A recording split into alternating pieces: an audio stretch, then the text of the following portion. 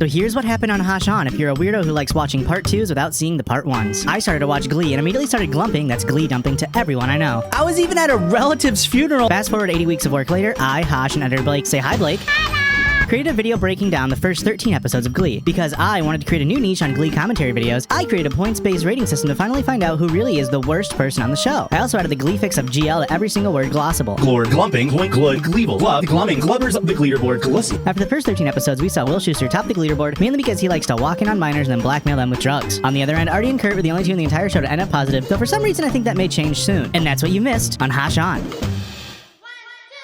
125 days. That's how long was between December 9th, 2009, when episode 13 of Glee aired, and April 13th, 2010, when episode 14 did. That gave the showrunners and writers 4 whole months to really kick Glee into overdrive, and boy did they. You see, online you'll see this sentiment that like the first 13 episodes are kind of set apart as like their own thing. It's like its own show. The first 13 are known as the golden episodes of Glee. It's something we don't really see anymore with like modern media. Is just the writers and the showrunners just went for it. They just did it. Like no other show would open up with like a and then introduce more as the series went on and think, no, this is going to be successful in the United States. And that's because the first 13 episodes were kind of meant to be a standalone series. They wrote it in case they didn't get picked up to be all contained. But what happens when your show turns out to be a smash hit? Well, it's easy enough to follow the schedule of a high school and continue the stories of Rachel and Finn and Will and everybody else in the Glee Club because you just move on to the next semester. And that is exactly what Glee did, given its massive success and its insistence on trying to make Matthew Morrison seem fuckable. Now, if you're new here, please watch part 1. There's going to be a little icon you can click up here. It'll take you right to the first part. But in it, I created a Gloint system, a way to track how Gleevil and how gl-ood each character in Glee is. But something I maybe didn't touch on enough or maybe portray is that I really like this show. This show is a good watch. I don't want these videos to come off as me like hating Glee or like hating the show. If you're a fan of the show, I think you should also be able to enjoy this video. It's a wildly captivating show with like amazing set design and like the costumes are always on point and like the comedy is more often hit than miss. And honestly, I've joked around with this before. I think the worst part of the show is the songs. And like not even all the songs are that bad, but like I don't need the songs. And besides, the songs like give us great moments like this. Get down, girl, go ahead, get down.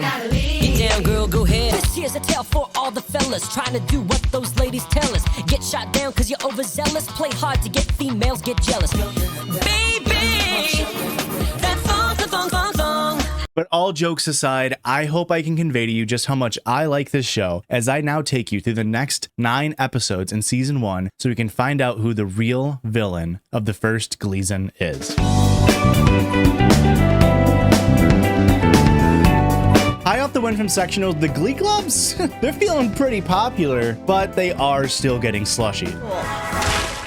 Now, Will, the coach of the Glee Club, is talking with Principal Figgins, and Figgins mentions you gotta place at regionals, and like that was kind of our whole deal the whole time, Will. Like, if you don't place at regionals, the Glee Club gets disbanded. And it's like, huh? Wasn't the whole point about sectionals before? And like, look, I looked it up, and yeah, even in my notes, I wrote that they have to place at regionals, but I still blame this confusion that I have on the show because they still make zero effort to explain the process of like sectionals and regionals, or like what placing at regionals really even means. Like all they ever say is like, we gotta win at sectionals, and then they win at sectionals and they're like, now we gotta place at regionals. And it's a little bit of a spoiler here. There are 3 teams at regionals. Is third place not placing? Like, wouldn't you default place? Like, I don't understand. They don't explain it. They don't explain it. But regardless, if you remember the first 13 episodes, they were always constantly fighting against Sue. She was always there trying to sabotage Glee. But now that's not going to be an issue because Sue was suspended due to her meddling.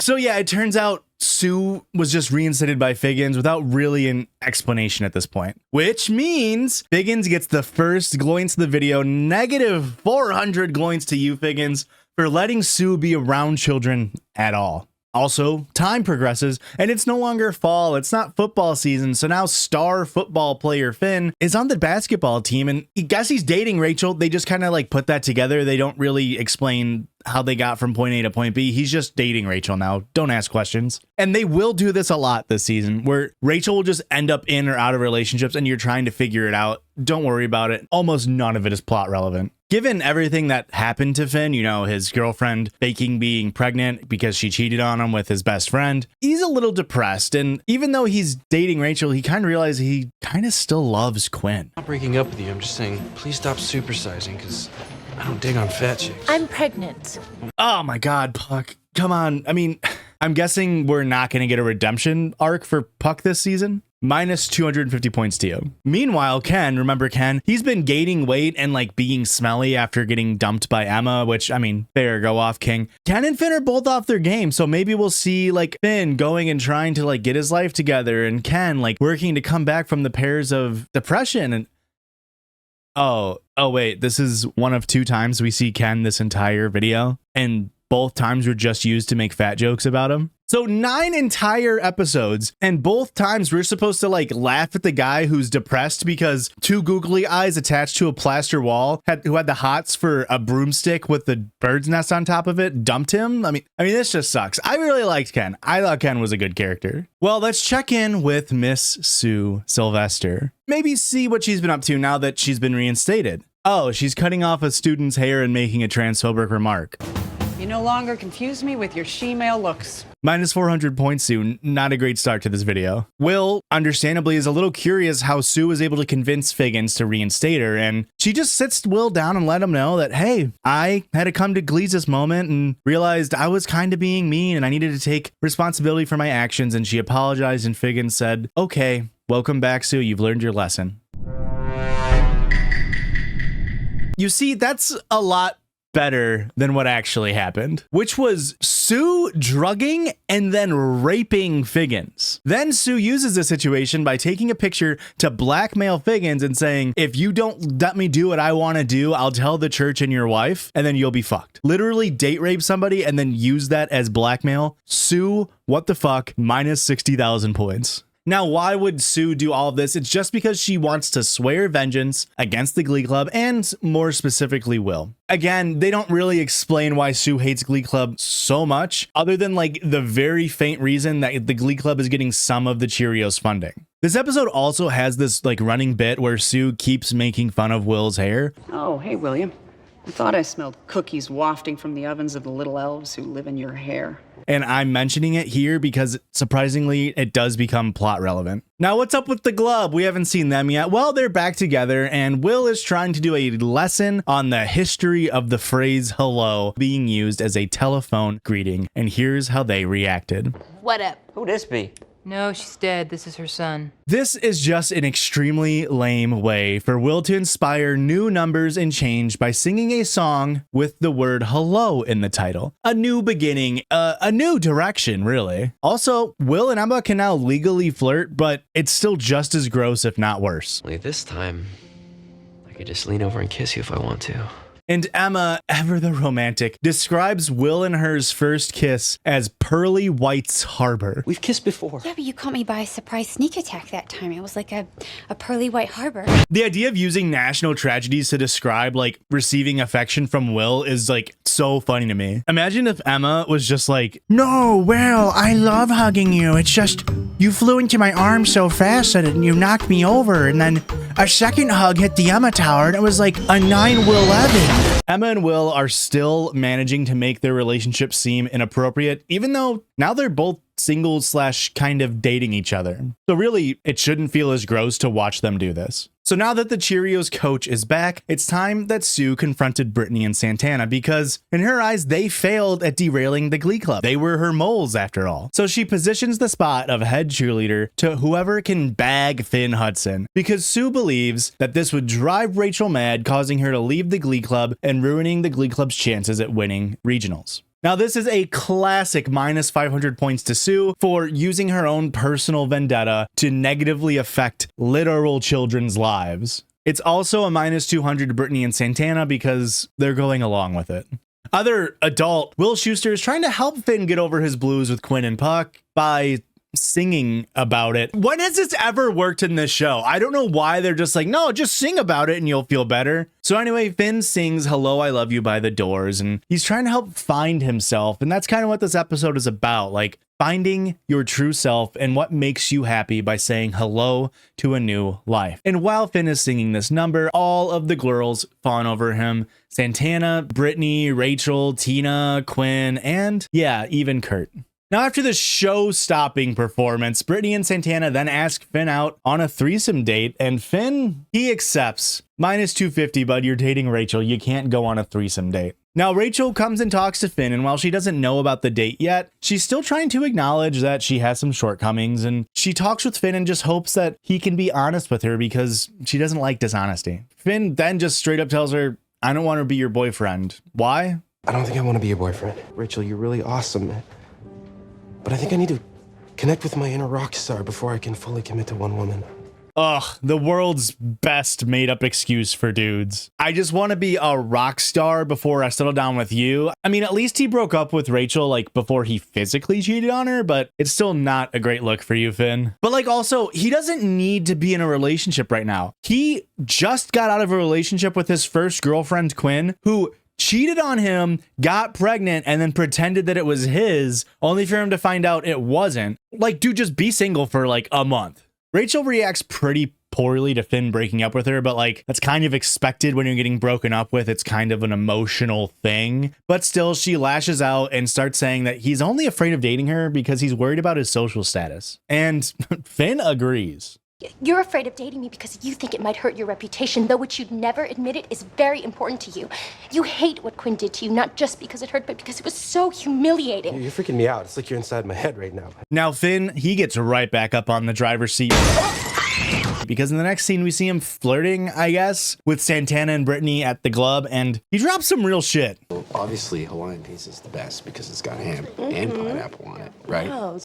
Hey, hell yeah, dude. I fucking love pineapple on pizza. And if you don't, I would say then leave, but please don't leave. This channel appreciates all types of viewers, even those who have incredibly terrible takes on food combinations. Will is then pushing for more of the students to perform their numbers with hello in the song title, and Rachel gets up and performs Gives You Hell by the All American Rejects. You see my face, hope it gives you hell, hope it gives you hell. Now she's singing it to/at Finn, but need I remind you, the song assignment was to pick one with hello in the title. It's like F-, Rachel. There was one direction and you missed it. You missed the only direction. Maybe there's going to be a different assignment with like better directions. New directions. I don't want to be a buzzkill, but the assignment was hello. Why am I agreeing with Will now? I mean, this is terrible for me. I don't think you guys understand the seriousness of what we're up against. Oh, okay. Angry Justin Timberlake is back. I mean, it's really not that serious, Will. I don't know why he gets so angry here. The song was good. Like, she performed it very well. Will then reiterates, or maybe tells them for the first time. I don't really know if the Glee Club like was aware that they were at the peril of being disbanded if they didn't place at sectionals, and now like they need to place at regionals. Like, I don't know if they were aware of that, but regardless, now they all know, and the students, they're a little worried. King George delivers on his I'll be back promise as a young-ish Jonathan Groff makes his series debut as Jesse St. James, star of rival Glee Club Vocal Adrenaline. Lionel Richie, huh? He starts off his character arc by talking to Rachel in a library and then negging her about her performance at sectionals, and she kind of eats it up. Jesse explains to Rachel that this is his senior year. He just wants to kick back and relax and have a good time, and he doesn't really care about winning his 4th consecutive regionals. I mean, he's set to attend a fancy college. UCLA, ever heard of it? It's in Los Angeles. School called the University of California, Los Angeles. Maybe you've heard of it. It's in Los Angeles. They then decide to sing a duet of Lionel Richie's Hello, which they're in the middle of a library. Minus 50 points to both of you. And the people there, they just seem okay with it. And also there's a whole ass strings and percussion section. They end the song and then they agree to go on a date Friday night. Cut to Friday night. Interior, breadsticks. Time, nighttime. Day, Friday. Night. Breadsticks, 8 o'clock. Table for 3. Santana and Brittany are seen berating a server, so -25 to both of you. And then they shit talk Finn and Rachel right in front of Finn's face. I think that dwarf girlfriend of his is dragging down his rep. I mean, if he were dating, say, popular pretty girls like us, he would go from dumpy to smoking. Hello. Hey, I'm right here. Then Santana demands that he pays for their dinner and then he can watch him make out and like that's supposed to be equal and fair to him. Brittany then just delivers another truth bomb. Did you know that dolphins are just gay sharks? Dude, I've been saying that, dude. I've been saying dolphins are just gay sharks. Look it up. I tweeted that shit in 2004. Now it's Friday night. It's date night. That means Will and Emma are also on their date and they're dancing to Neil Diamond's Hello Again on their date at his house. It's Friday night, date night, nighttime. Will talks about how this song is actually about this guy who has been friends with a woman for a very long time, but he has feelings for her and he wants to let them know and take their relationship to the next level. And he wants to like relate this to him and Emma's relationship. But like, I don't know, Will, it didn't really seem like you two were just friends when you did this. They then kiss and the music swells and yada, yada, yada. Emma realizes that they're kind of going a little bit too fast and she lets Will know she's a virgin. I just haven't been intimate in a very, very long time. How long? Ever. You see, this sort of stems from her being self-conscious about her OCD and trying to find the right partner. And that's something sex fiend Will Schuester, who has been canonically dating the same woman since he was 15 years old, he would have no idea about that. So Will accepts this information and rolls with the punches as they put on Armageddon to end the night. Finn finally realizes, hey, maybe I do want to date your Rachel. And he goes to tell her that, but she tells him there's this like mystery senior at this other school who I'm actually kind of seeing now. And he's from Canada and he's actually a grade older and you wouldn't know him. Finn tries to point out like, hey, doesn't that seem a little fishy given Jesse is the lead vocal in Vocal Adrenalines and it's this close to regionals? You think maybe that sounds a little fishy to you, Rachel? And Rachel's like, no, it doesn't sound fishy actually. And then Finn, hero Finn, goes off and tattles to Will to tell him about Jesse and Rachel's relationship, but we don't see that fallout just yet. That's because we see Sue punishing Brittany and Santana for failing to seduce Finn while forcing them to do physical exercise and calling them stupid. However, they do spill to Sue that Rachel is now dating Jesse, and Sue loves this information that she has gained and she gets excited to go back to work to collapse Glee again. We then get to see Jesse's first performance with Vocal Adrenaline, Highway to Hell by AC/DC. My honest reaction to this is just, they have pyrotechnics as a high school Glee Club practice session. It also turns out they are being coached by the wickedly talented Adele Dazeem, who is no slouch when it comes to coaching Glee. That's a show face, guys. You want to look so talented, it's literally hurting you.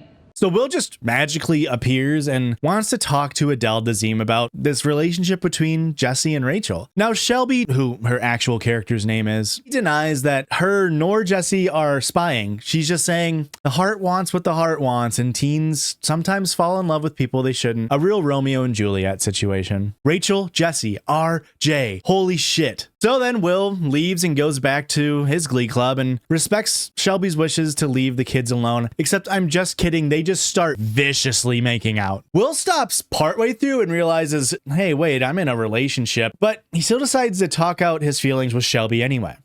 I'm kind of a mess. Yeah, no fucking shit, you're a mess, Will. She then recommends to him just to take some time to figure yourself out, kind of like how Finn's doing. Look. That hair, that dimple, that terrible clunker you drive. I think you're about the cutest thing I've ever seen. Oh my God, am I Will Schuester? She just ultimately tells Will to call her when he gets stuff figured out because this show is still insisting on trying to make us believe Will is the most fuckable person in the world. Now the whole Glee Club is confronting Rachel for dating Jesse. They try to warn her about his intentions, understandably. Then they threaten her into breaking up with Jesse or else they'll get her kicked out of Glee Club as a means to preserve their chance at regionals, less understandably. Sue then comes back to set her plan in action and talks to Rachel and introduces her to the Old Maids Club. It's just a group of students who are like loser virgins. Ew! This is done as part of her ploy to get her to date Jesse. That way she doesn't end up like these loser virgin girls, and ultimately drives a wedge between Rachel and the rest of the Glee Club. Meanwhile, Terry comes home to grab some things, mainly her Armageddon DVD, which this really feels like this should have been discussed with Will and then conveyed to Emma. I think it's kind of crazy that Terry just comes there unannounced. But anyway, Terry has a confrontation with Emma, who is setting up dinner for Will. Terry takes this moment to mock Emma's OCD and then points out that the song Hello that Emma and Will just danced to, well, that's actually Terry and Will's prom song. Minus 300, Will. What the fuck? You're recycling songs? You're a Glee teacher. You should know more songs than one. Now, Terry does imply that it could just be because Will is so dumb that he forgot, which, not wrong, Terry. Not wrong at all, but still kind of mean. Hello was our prom song. I doubt Will remembers. He goes to the market for milk, comes home with a pack of gum. This has Emma completely freaked out, as she should be. I mean, it would suck for her if it turns out Will isn't a good guy. Speaking of not good guys, Jesse and Rachel meet, and she asks him to just be truthful about the nature of their relationship. That's all Rachel wants, is someone to be truthful with her. He swears, double dog swears, that his interests are true and he doesn't want to hurt her. He does this very cringe, like, reintroduction thing. Hi, I'm Jesse. I know who you are. And then they promise to keep their relationship a secret, and they share a kiss, easing Rachel's nerves as Jesse stares into Shelby's eyes. Remember this scene as we move forward. Emma then confronts Will about the hello gate, and Will is just like, oh, I didn't remember that. I'm sorry, because I'm just a big old dum-dum. And she like kind of buys this excuse, but then she just says, Will, you're clearly not over Terry, and I don't think you're ready to be in a relationship and repeat the same mistakes that you had. She tells Will to just spend some time alone and find himself, and to call her when he's ready. Monkey covering eyes emoji. Rachel and Finn then meet up to talk about her relationship with Jesse. Rachel just straight up lies to Finn and says that she's no longer dating Jesse, but then she also kind of calls out Finn for like going and tattling on her to Will, which I mean, fair, for calling him out, not for lying. Minus 100, Rachel, you can't just lie about that. But then Finn tells Rachel that I really want to be together with you for real this time, and now that we're both single, that can happen, right? And Rachel's like, no, I can't be with you. Not because I'm still dating Jesse, but because that would be a distraction for regionals. I just don't think we should have any distractions. And Finn's like, I won't give up that easily, and then walks away himboli. I'm not just some guy that you met at the music store that you can just blow off. I don't give up that easy. The show cuts to You Say Goodbye, I Say Hello by the Beatles, and we say goodbye to the Hello episode with Will, Emma, Finn, and Rachel all in relationship limbo. God, this was a dense episode. They really mimicked the first episode of the series. They threw in so many parts in motion that it's kind of hard to keep track of, but that's why gl-ood invented Google Docs. And just like in part one, I'm going to go over right now over some of the point scores here, but I'll save the total points until the end of this video, so you have to stick around. Okay, so this is a new record with 4 different people ending up in Glidland, with Kurt, Artie, Tina, and Mercedes all earning 25 gloints. Yay, good job, everyone. And the worst character from this episode was, let me look it up. Yeah, it was Sue with negative 61,900 points. Gonna be hard to come back from that one, Sue. Now, this is the Madonna episode, and apparently she just gave the rights to her full catalog to the show, and they just went nutty with it. To give an excuse to blast through 8, yes, I said 8 Madonna performances this episode, they just wrote that Sue has always loved Madonna and sees her as like the most powerful woman on earth. So naturally, Sue forces Figgins to play Madonna constantly over the PA systems as an ode to her legendary status. And Figgins points out, hey, wouldn't this kind of distract the students from working? But Sue, well, Sue does not give a shit about that, minus 300 gloints. Yet Sue is not yet done honoring Madonna, because she then instructs the Cheerios to date younger boys, just like Madonna does. So let's see some arm candy, girls. Sorry, freshmen. You're gonna have to start trolling the middle schools. And she insists that this will make the Cheerios better performers somehow. And then she just like strips all of their last names from them to make them all mononymous, like Madonna or Cher or Shaq, you know, musical legends. Shine bright like a diamond. Rachel comes into the club and she's being bullied by the Cheerios for being Jewish. Can I ask you guys something private? Yes, you should move to Israel. But still, these are Rachel's friends, and she needs to ask them about some dating advice. Because you see, her secret boyfriend, Jesse, asked to have sex and then stormed off when she refused. Rachel just wants to know what to do when men don't like hearing no. They each give their own, form of advice, with Santana saying, Just do what I do. Never say no. Brittany saying, Totally. I mean, what's the worst that can happen?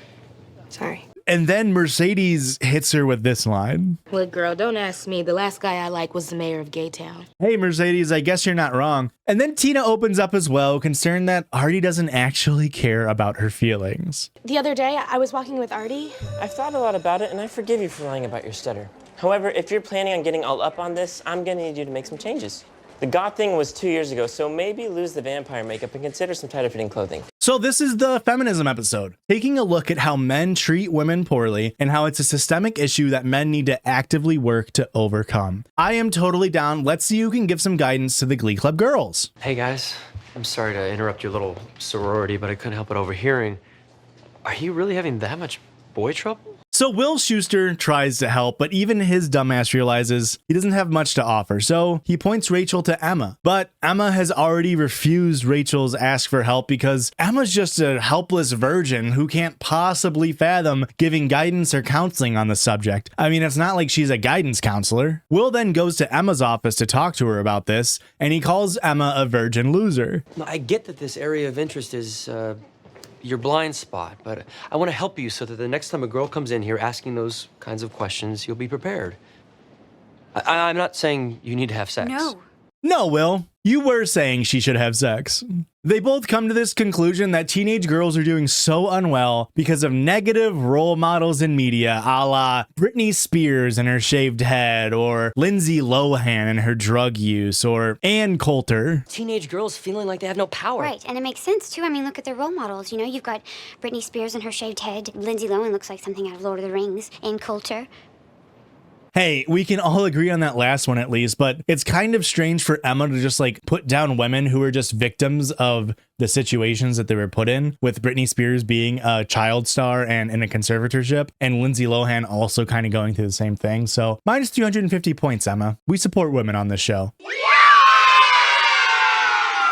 So ultimately, they decide that they both need to try to help bring the girls' confidence up, and Will ends their conversation with a patented Will Schuester creepy comment. Be like a girl-saving team.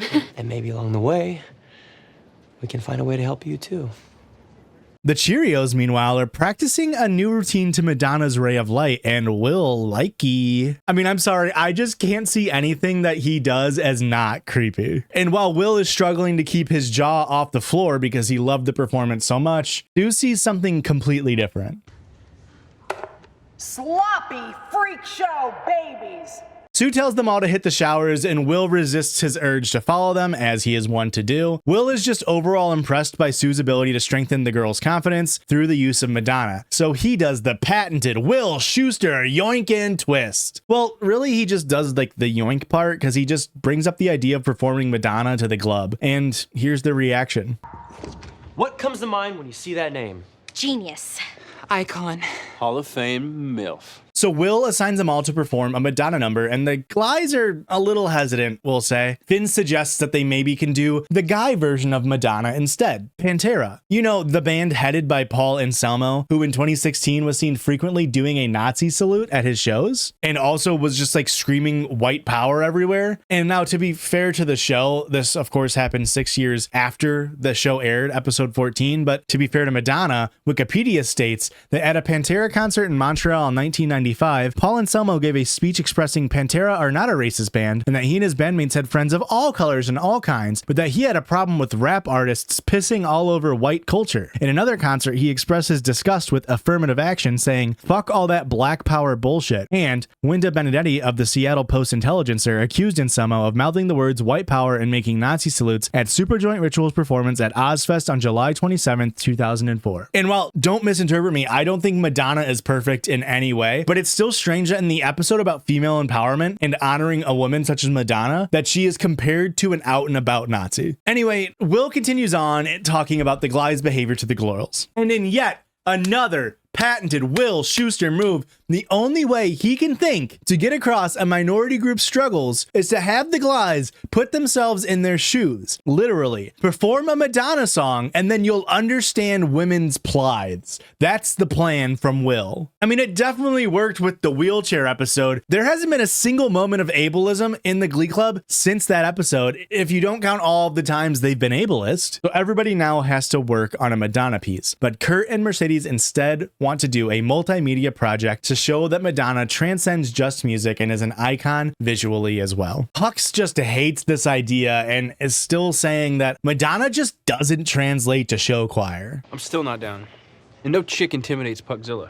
I just don't think your music translates to show choir. This is a sentence that doesn't really make sense for Puck of all people to say. Why would he care about show choir this much? His whole thing is being horny. Like, you would think maybe how sex-driven Puck's character is, he would be super pro Madonna sexualization and like the reclaiming of women's sexuality. There was like a whole episode previously dedicated to how horny the Glees were, and now we're just supposed to believe after this performance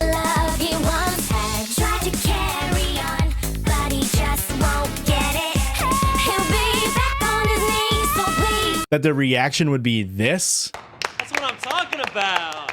All right. Now, after all that, we find out Brittany is dating a 7-year-old. Guess who I'm dating? Wes Brody. He's super cute. He plays soccer with my sister.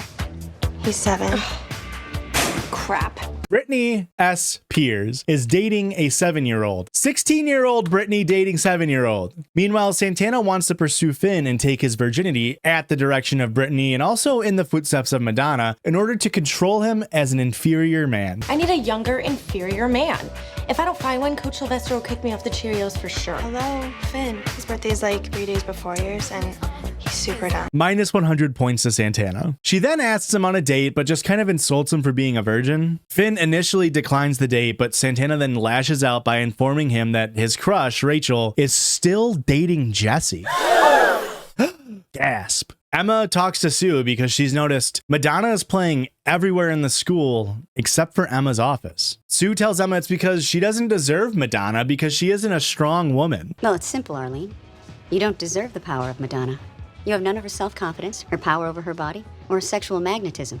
Simply put, you have all the sensuality of one of those pandas down at the zoo who refused to mate. Feminist icon Sue does it again, folks. Rachel talks to Finn and lets him know, hey, we should do some mashups of Madonna songs. That way we can show the Glees how cool singing Madonna can be. And Finn's like, okay, sure. But then he confronts her about still dating Jesse. She denies that she's still dating him, but Finn sees right through his lie because canonically, Finn's always been very perceptive. Definitely not a gullible guy, Finn. Like, definitely hasn't ever been tricked in this series ever before. He's always seen right through people's deception. But when caught, Rachel just asks Finn to be a good friend and not tell anyone about her and Jesse, and Finn agrees as long as nothing bad happens to the Glee Club because of this. Then they do this mashup of Borderline and Open Your Heart by Madonna. And here we can still see how much chemistry Rachel and Finn still have despite them now being just friends. And really, they're just kind of victims of unfortunate timings on both of their ends. Mercedes and Kurt's multimedia project is going well, and they've started incorporating the AV Club to help with video shoots. While Kurt and Mercedes are talking about this with Will, Sue walks by and starts telling him that, hey, she's got a copyright on using Madonna, and she tells Will to back off her shit, which, I mean, like, this is fair. Like, Will is literally stealing the idea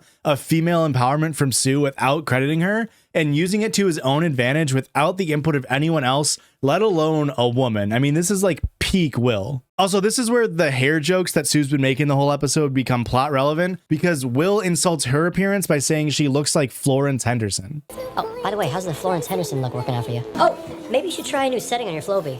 Oh, snap! And now my girlfriend Aurora and I sort of argued about this insult for like a minute or two. I personally don't think the target audience of this show would know who Florence Henderson is by name alone, but Aurora disagreed. So right now, in the comments below, tell me if you knew who Florence Henderson was just by name alone. I'll give you 5 seconds.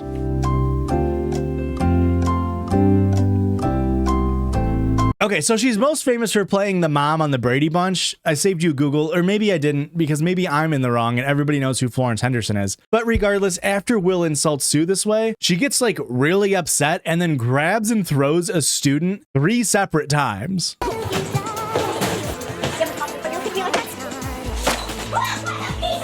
We're like supposed to feel bad for Sue that Will insulted her hair, but like she's been doing it to him the whole episode. And it kind of feels out of character for Sue to be so offended by this. Like it sort of plays in that stereotype that like all women are super insecure about their looks. And really, Sue hasn't been shown to exhibit these insecurities, so I don't know why they chose the like feminism episode to have this stereotype come up. But much more importantly than all that, Finn has psyched himself up to talk to Santana post-Rachel confrontation. So Finn takes Santana up on her offer to lose his big V, and Santana is excited. Hey, so that offer of yours to lose the big V, I'm in.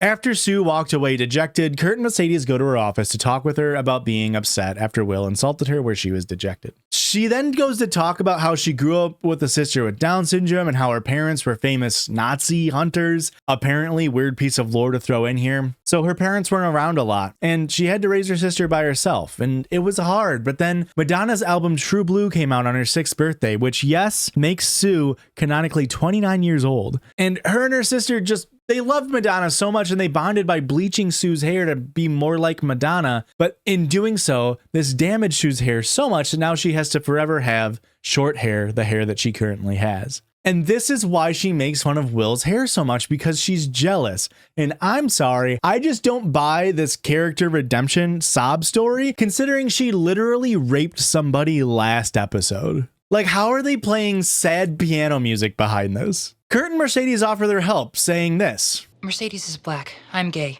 We make culture. And while this statement is definitely true, this still feels like autism and trans erasure. I mean, seriously, think of your favorite internet poster. I can guarantee they're either autistic, trans, or both. Dax Flame, autistic. Miku Binder Thomas Jefferson, trans. Editor Blake of this channel, trans and autistic. All of them extremely high impactors of culture. I rest my case. So anyway, Mercedes and Kurt ask for the Cheerios' help on their project and in return offer a makeover for Sue. Something that all girls want, a makeover. Rachel is sneaking around the library hoping for a chance meetup with a totally not weirdo Jesse. Thankfully, they meet in a normal way. It's not weird. It's a completely typical way to meet somebody in a library. Jesse, is that you? I'm so glad you came. Do you think that's what Jesse says after sex? He tries to like apologize about how he acted when she rejected his proposal of being intimate. So like, I guess plus 50 points for apologizing. And he just lets her know that he will wait for when their time is right. He's saying the right things, but he just sort of gives this like major ick vibe here. Like he's sort of using his position of being a senior to try to seem more mature and like take control of their relationship. For example, he will frequently use big words to try to show off like how intelligent he is. Like when he mentions that when Rachel says the time is right, he'll be fastidiously groomed. And I'll make sure that I'm fastidiously groomed. The worst part is this subtle manipulation works and Rachel lets him know that she's ready, though we see on her face that she isn't fully on board. Emma then talks to Will about how she's upset that she doesn't have the sexual appeal of Madonna, and I mean, who really does? But she still wants to take things to the next step with Will. Gross. Emma plans a 7:30 sharp round of foreplay at Will's house, followed up by the big sex. I'm planning on doing the nasty with you tonight at your place. Foreplay shall begin at 7:30 sharp. And they both agree. Sue gets her makeover and then performs her first musical number in series history to Madonna's Vogue in full Madonna cosplay. Kurt and Mercedes are singing backup, and it's an almost shot-for-shot remake of this really, really iconic music video. Odes to music and culture like this are part of what makes this show so great sometimes. It's like this really beautiful, wonderful reimagination of Jane Lynch's character making the song her own and empowering herself. It's just like, it's so good. It's so good. Look up this performance if you haven't seen it. Wonderfully artistic pieces of expression like that scene, however, are then followed up by right over home plate stuff like, I don't know, Madonna's Like a Virgin playing over Finn, Emma, and Rachel, all about to lose their virginity after being pressured by societal norms to do so. Now, if the show was really great at messaging, they'd make a point to show that like virginity isn't something you should ever feel pressured to lose, regardless of age or gender or anything really, but also it's okay and natural to be nervous about being with a partner for the very first time that is much more experienced than yourself. Rachel tells Jesse that she's ready as we see Finn and Emma just continue to stare into the mirror. So we'll have to wait and see how Glee handles this subject. Back at school, Kurt and Mercedes are upset to see Sue back in her regular Sue look. She mentioned that she has found confidence in herself as a powerful woman in her own way and that she doesn't need to emulate someone else just to feel confident. Which would be a great message, of course. What we actually see is Sue trying to convince Figgins to ship off all the glids to New York while wearing Madonna's iconic cone bra, and it was actually Figgins who helped her realize that she has been powerful the whole time. So perfect. In the episode that was supposed to be about female empowerment, we have a man, Will, ruining Sue's confidence, and then a man, Figgins, helping to rebuild it. So the only two non-hetero men who attempted to help in the show, being Kurt and Mercedes, were disregarded, and the other girls in the show, being Emma, Quinn, Santana, Brittany, and Tina, are all nowhere to be seen. It was all up to Figgins, the man that Sue raped. Glad this show is glossum. Rachel and Finn meet up to talk about their dates. I assume on Friday night, that's date night after all. And she tells him it went great and that she doesn't know why she was so nervous in the first place. But it turns out Rachel decided not to have sex because she wasn't personally ready for it. Totally valid. She lied and told Jesse it also involved the team's wishes, but ultimately was truthful with him, saying, I just don't want to do it. Finn echoes the sentiment and says, yeah, I'm also waiting for the right person. And he didn't go through with having sex either, except Santana and Finn did have sex, and he's just lying to Rachel to not upset her. Finn did realize, though, that sex with someone you care for is more important to him than just having sex in general. Another valuable lesson. Emma also talks with Will about feeling bad that she didn't end up having sex with him either. Will apologizes for even allowing her to come over, and he says that him accepting her offer was disrespectful to her. Huh? I'm sorry? Working so hard trying to get the guys to start treating the girls with more respect, and I haven't been walking the walk. I never should have agreed to have you come over that night. Like, Will somehow actually didn't do anything wrong here. She told him she was ready. Then in the moment, she decided she wasn't ready. And then he respected that decision as well. Like, wouldn't it be more condescending and infantilizing towards Emma if when she told him that he wanted to have sex, Will stopped her and was like, no, I know what's best for you, Emma. You're not ready to have sex with me. And I refuse to Schuster that Pillsbury till I glow. Will then wants to instate a no dating policy until his divorce is finalized. He tells her to get help for her problems and then mansplains health insurance. Absolute king shit, Will. Overall, I think the show actually did a pretty good job in showing the concept of virginity and like how it's mainly a made up societal pressure, but it's still important to feel safe and ready to have sex for the first time. But the show does participate in a little bit of like 2010 shaming of like casual sex. Jesse then transfers to McKinley to show that he doesn't care about vocal adrenaline as much as he cares about Rachel. I'm actually giving Jesse points here, but with the new 0.5 multiplier. So it's 100 points for leaving vocal adrenaline, but knock it down to 50. Because I feel like he really does have feelings for Rachel. And like, this is a pretty big step for him to do, but he's still doing it at the behest of Shelby. Now the Glub is upset because they're worried they're now going to get less chances to perform as there's a new talented white guy to shine over them. And like, they're not really wrong. We were already fighting for second leads, and now that you've shown up, I've lost all hope at ever getting a solo. Yeah, that's right. And y'all just trot me out at the end of every number so I can wail on the last note. How was that okay? That line from Mercedes feels so personal. Mr. Shu, is he your son?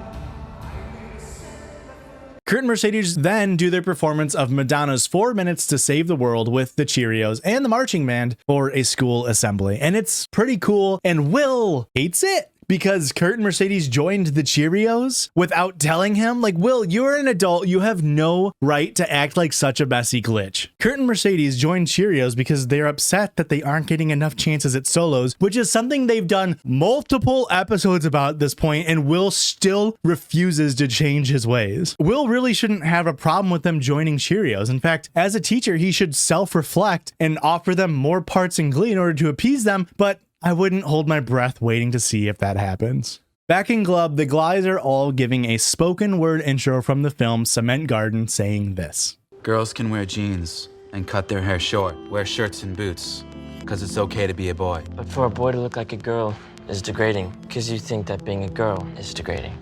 Secretly, you'd love to know what it's like, wouldn't you? What it feels like for a girl. It's actually a really, really interesting quote being used here to point out the double standard that exists for men in regards to societal expectations. Then they perform Madonna's What It Feels Like for a Girl, which talks about the struggles of women who feel constantly pressured to conform to what society expects of them. Puck still isn't super on board though and says this. That's because it's easy to be a dude. Mr. Shu, I think we're gonna need a new baritone because Finn would like to become Finn Nessa. Wait, hold on, Puck. Finn has a point. No one is trying to trans you, Puck. They're just asking you to have basic empathy. Artie admits that his comment towards Tina was maybe possibly potentially a little out of line, perhaps. And how do they show Tina talking to Artie about this? Yeah. My eyes are up here. I'm a person with feelings. Get out of my grill. I am a powerful woman, and my growing feminism will cut you in half like a righteous blade of equality. Oh, cool. They made her look actually insane instead of, I don't know, a person who is justified in standing up for herself. But to make it up to Tina, Artie tells her he wants to marry her. I would get down on one knee if I could. Why would you propose to me? You don't even like me. That's where you're wrong. I was really rude to you. You're awesome. And you shouldn't change unless you want to. Wow, Artie. Even though she's wearing baggy clothes. Hey, we love an accepting king. They kiss and they make up. So now it's Finn's turn. He apologizes to Rachel for being so standoffish while they were dating. Jesse suggests a sing-off to fight for the head spot in Glee, but Finn puts their differences aside and welcomes Jesse into the group. The episode then ends with the Glub performing Like a Prayer by none other than Madonna.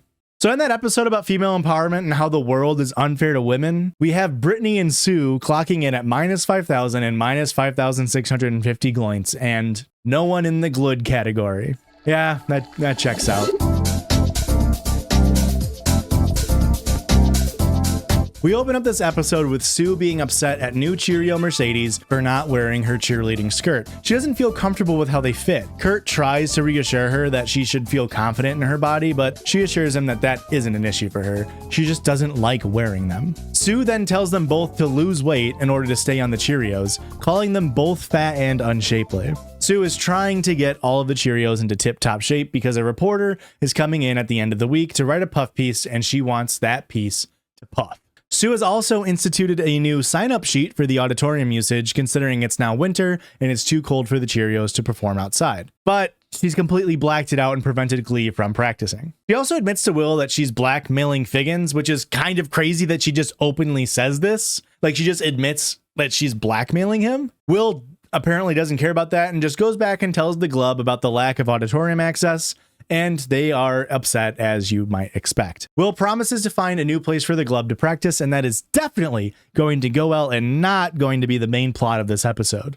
Meanwhile, Kurt starts coming on to Finn now that he's newly single. He asks Finn for tips on redecorating his bedroom, but Finn doesn't offer much good advice. I live in a closet. There's cowboy wallpaper on the walls. But I guess that one's nice. Kurt then goes on to shame Mercedes for what she's eating at lunch, which is... Mercedes?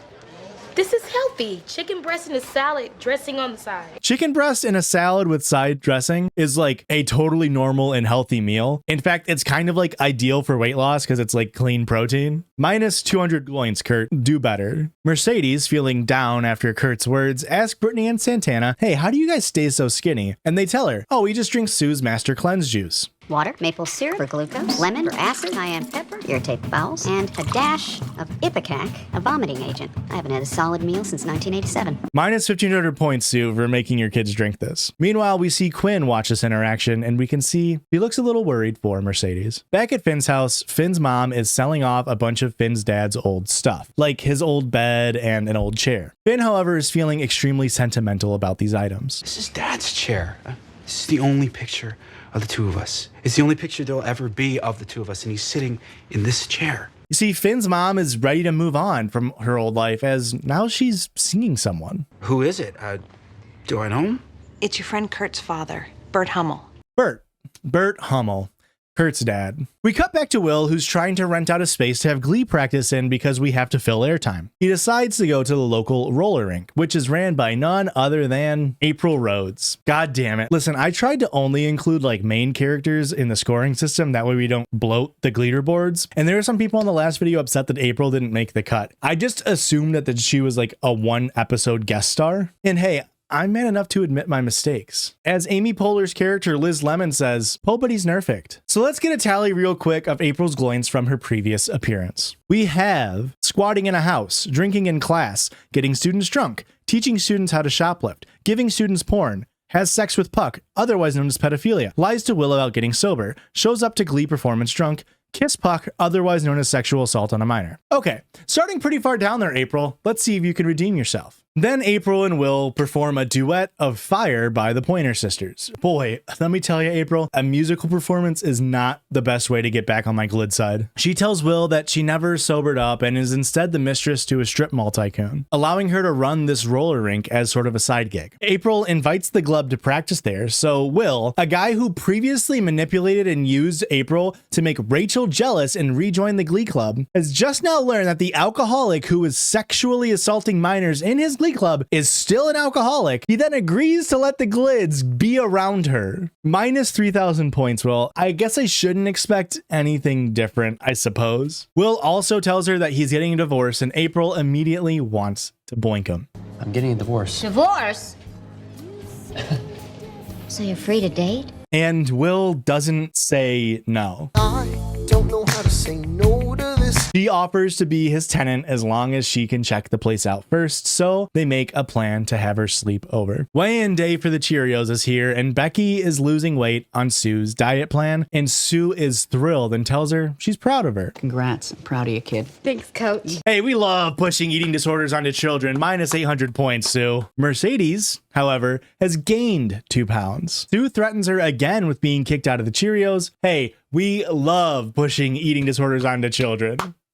Minus another 800. Finn goes to talk to Kurt and wants to know how long Kurt's been aware that their parents are dating. It turns out Kurt was the one who actually introduced them to each other as a means to get closer to Finn. Minus 200 points, Kurt. Finn is extremely resistant to his mom finding new love, and Kurt is just excited to be roommates with Finn. You see, this is why he asked him for room decorating tips earlier, but Finn still doesn't help here. That's why I asked you about the swatches. And don't sweat that old chair. I have a lovely chase picked out. Look, screw your swatches and your chest. Now, the Glub isn't super excited about performing at the roller rink, but Kurt whips up a speech to get them all on board. He notes that the Glub is all feeling down given Rachel and Jesse's arrogance and Finn's depression about his mom's new love life. So then Kurt sings Luther Vandross's A House Is Not a Home, directed mainly towards Finn. Finn then performs the song to the empty chair that belonged to his father as a way to come to terms with his mom moving on and a chance to say goodbye himself. A classic Finn singing in an inanimate object moment. Weird how frequently he does this. Back at Will's place, April shows up and he immediately lets her know that he's not comfortable sleeping with her. Whoa. Great job, Will. Way to have a backbone. April mentions that she kind of just needs a place to stay because she's feeling a little lonely recently. She agrees to sleep on the couch, but then plays some Burt Bacharach to really set the mood. Will and April perform One Less Bell to Answer as they get ready to turn in for the night. Will kisses her on the forehead, and miraculously, we are saved from yet another woman falling for and being with Will as he retires to his bedroom and she stays on the couch. For a moment. She starts to waddle on over to the Will house and they share the night together in bed. I guess we'll have to wait till later to see if anything occurred between them. Well, it's Friday night again, so the Hummels and the Hudsons are on a dinner date together, and Finn is still just not into this new relationship. Bert starts to bond with Finn through their love for football, and Kurt gets more than just a little bit jealous. After the dinner, Kurt voices his concerns to his father, saying he's upset that he was able to so immediately bond with Finn, and oh my god, I'm gonna have to give points to Bert, aren't I? Okay, I'm pretty sure the only thing Gloint's worthy for him the first season are as follows. Accepting Kurt when he comes out as gay, fighting for Kurt to audition for his solo against Rachel. Okay, that's easy enough. All settled. And now we see Bert reassuring that he loves Kurt and Finn wouldn't ever replace him in his heart. Now, Kurt's upset that his plan to get closer to Finn isn't really working, and he starts to take it out on his dad, telling him that he doesn't think he's ready to date, actually. Bert calls Kurt out for being selfish and then leaves Kurt to himself. Artie and Tina see Mercedes is struggling, and they try to reassure her about her looks and mention that that diet that she's on now isn't healthy, as now she too is drinking Sue's shakes. Mercedes responds negatively and starts hallucinating that they're food and tries to eat them before passing out from low blood pressure. Quinn is in the nurse's office when Mercedes comes to, and they start to bond. Quinn actually relates to Mercedes and having hallucinated food and talks about how since she's been pregnant, she's had a much healthier view of eating.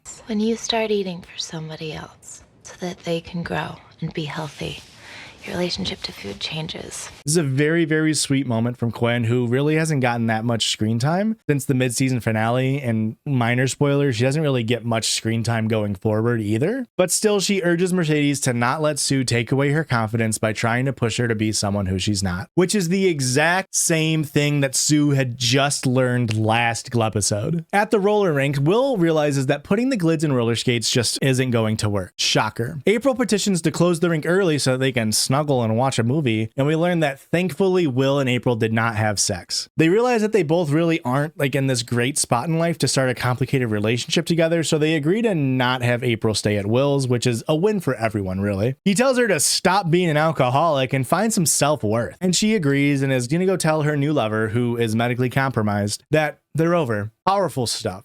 Why did they bring her back? This character did not need to be in this episode. Kurt goes to Finn and says, hey, maybe our parents shouldn't be dating. And Finn's like, that's what I've been saying the whole time. And so they both work to break up their parents, both for personal reasons. Minus 200 points to both of them. Kurt's still jealous of his dad and Finn's relationship, and Finn still doesn't want his mom to date somebody new. Finn then tries to guilt his mom by threatening to flush his dad's ashes, saying, well, this is what you're doing by getting rid of his chair. And then she pushes back and tells Finn that she really likes Bert, and that by getting into this new relationship, she isn't moving on from her late husband, but rather moving forward. What do you think, Christopher? Mom, you're being crazy.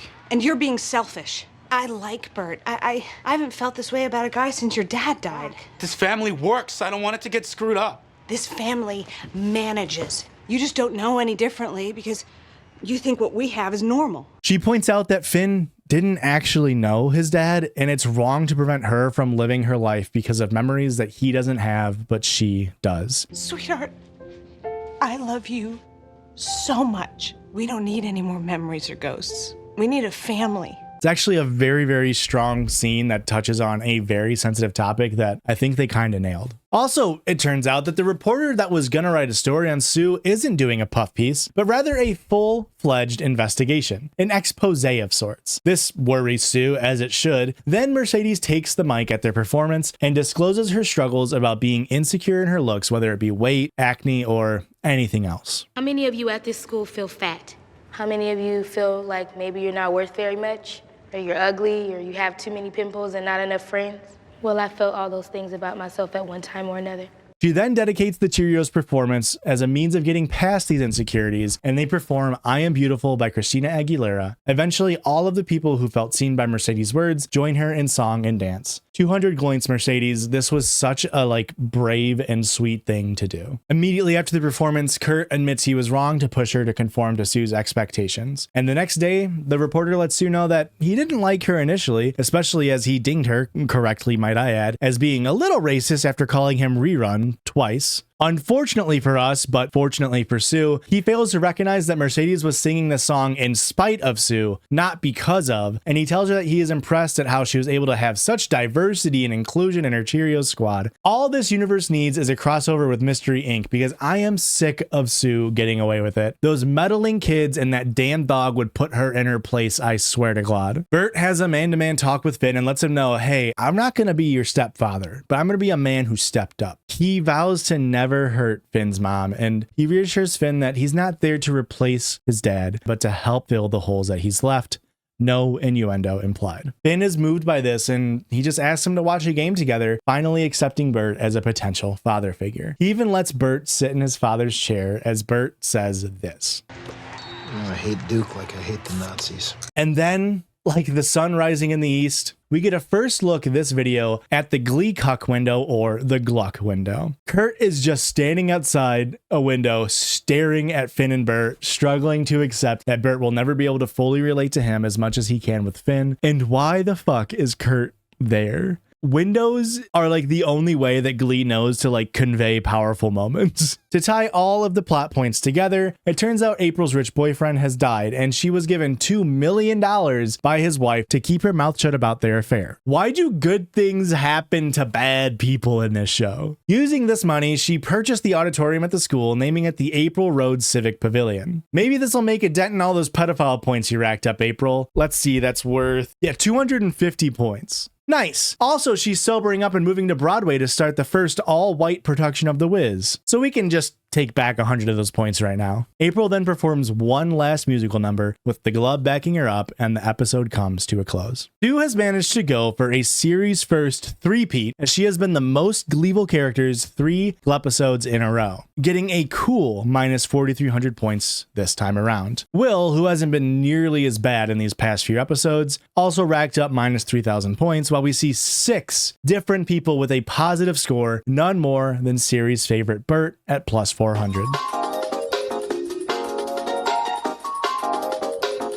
Now I know what you're thinking, an episode called Bad Reputation. You can just pencil in a performance of Joan Jett right now. You know, the song made famous by its appearance in 2001 hit movie Shrek. Come on!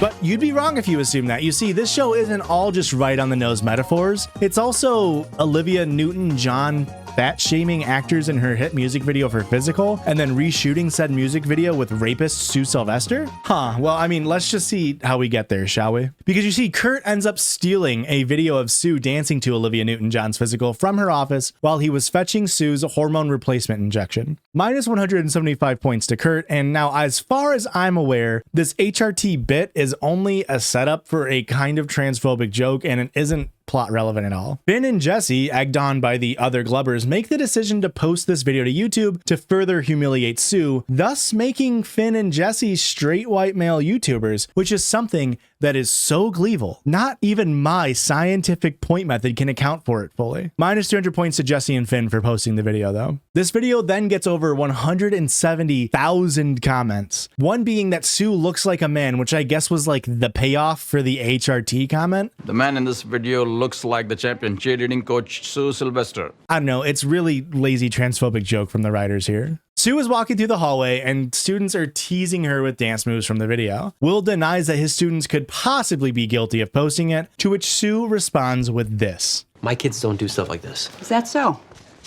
Exhibit B. What's a glist? A glist. Yep, a glist. Those Gluckers stole my glit.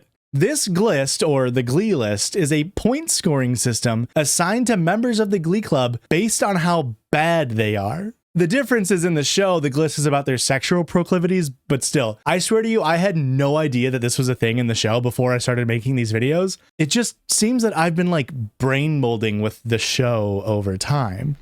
At this point, I feel like I'm starting to become more Glee than man. It turns out there's been a similar list posted in the past, being 10 ugliest gingers in the school. Biggins mentions that that would have resulted in the expulsion of whichever student posted it, but it was actually Sue who did it, so there were no repercussions delivered. Biggins then says this. William, this is serious. I cannot have an environment that sexualizes children and damages their self-esteem. That's like the whole environment of your school. If you can't have that, then leave, because that's like the whole thing. Will is then tasked with trying to find out who made the glist, or else the Glee Club will be disbanded. Please, I beg you showrunners, come up with any other plot device. Every single episode, there's a new do X or Glee will be disbanded. There's more creativity and diversity in a Todd Howard fetch quest simulator. Back in the practice room though, no one is coming forward with an admission of who posted the glist. The obvious culprit is Puck, but he denies all allegations. The Glub is starting to get a bad reputation due to their antics. Get it? The Glub, though, actually enjoys having this new reputation as they think it might actually prevent them from getting bullied. Will assigns the Glee Club to find songs that have been given a bad reputation over time and try to rehabilitate it, make it get a new, funner, cooler reputation. The Glub, though, is not interested. And then, hopefully, you can apply this musical lesson to your own lives. This song should be arrested for the crime of sucking. That got laughs. We're all just fawning over Jesse because one day he'll sing alongside Lin-Manuel Miranda. I mean, if I wrote jokes of that quality, I don't think people would watch my YouTube videos. I'd have to be relegated to like podcaster or something. But seriously though, I just really don't like Jesse as a character, and only Jesse could make me want to defend whatever song is about to come out of Will's mouth. You want to bet? Oh no, hit it. Yo, VIP. Oh, fuck you, Will.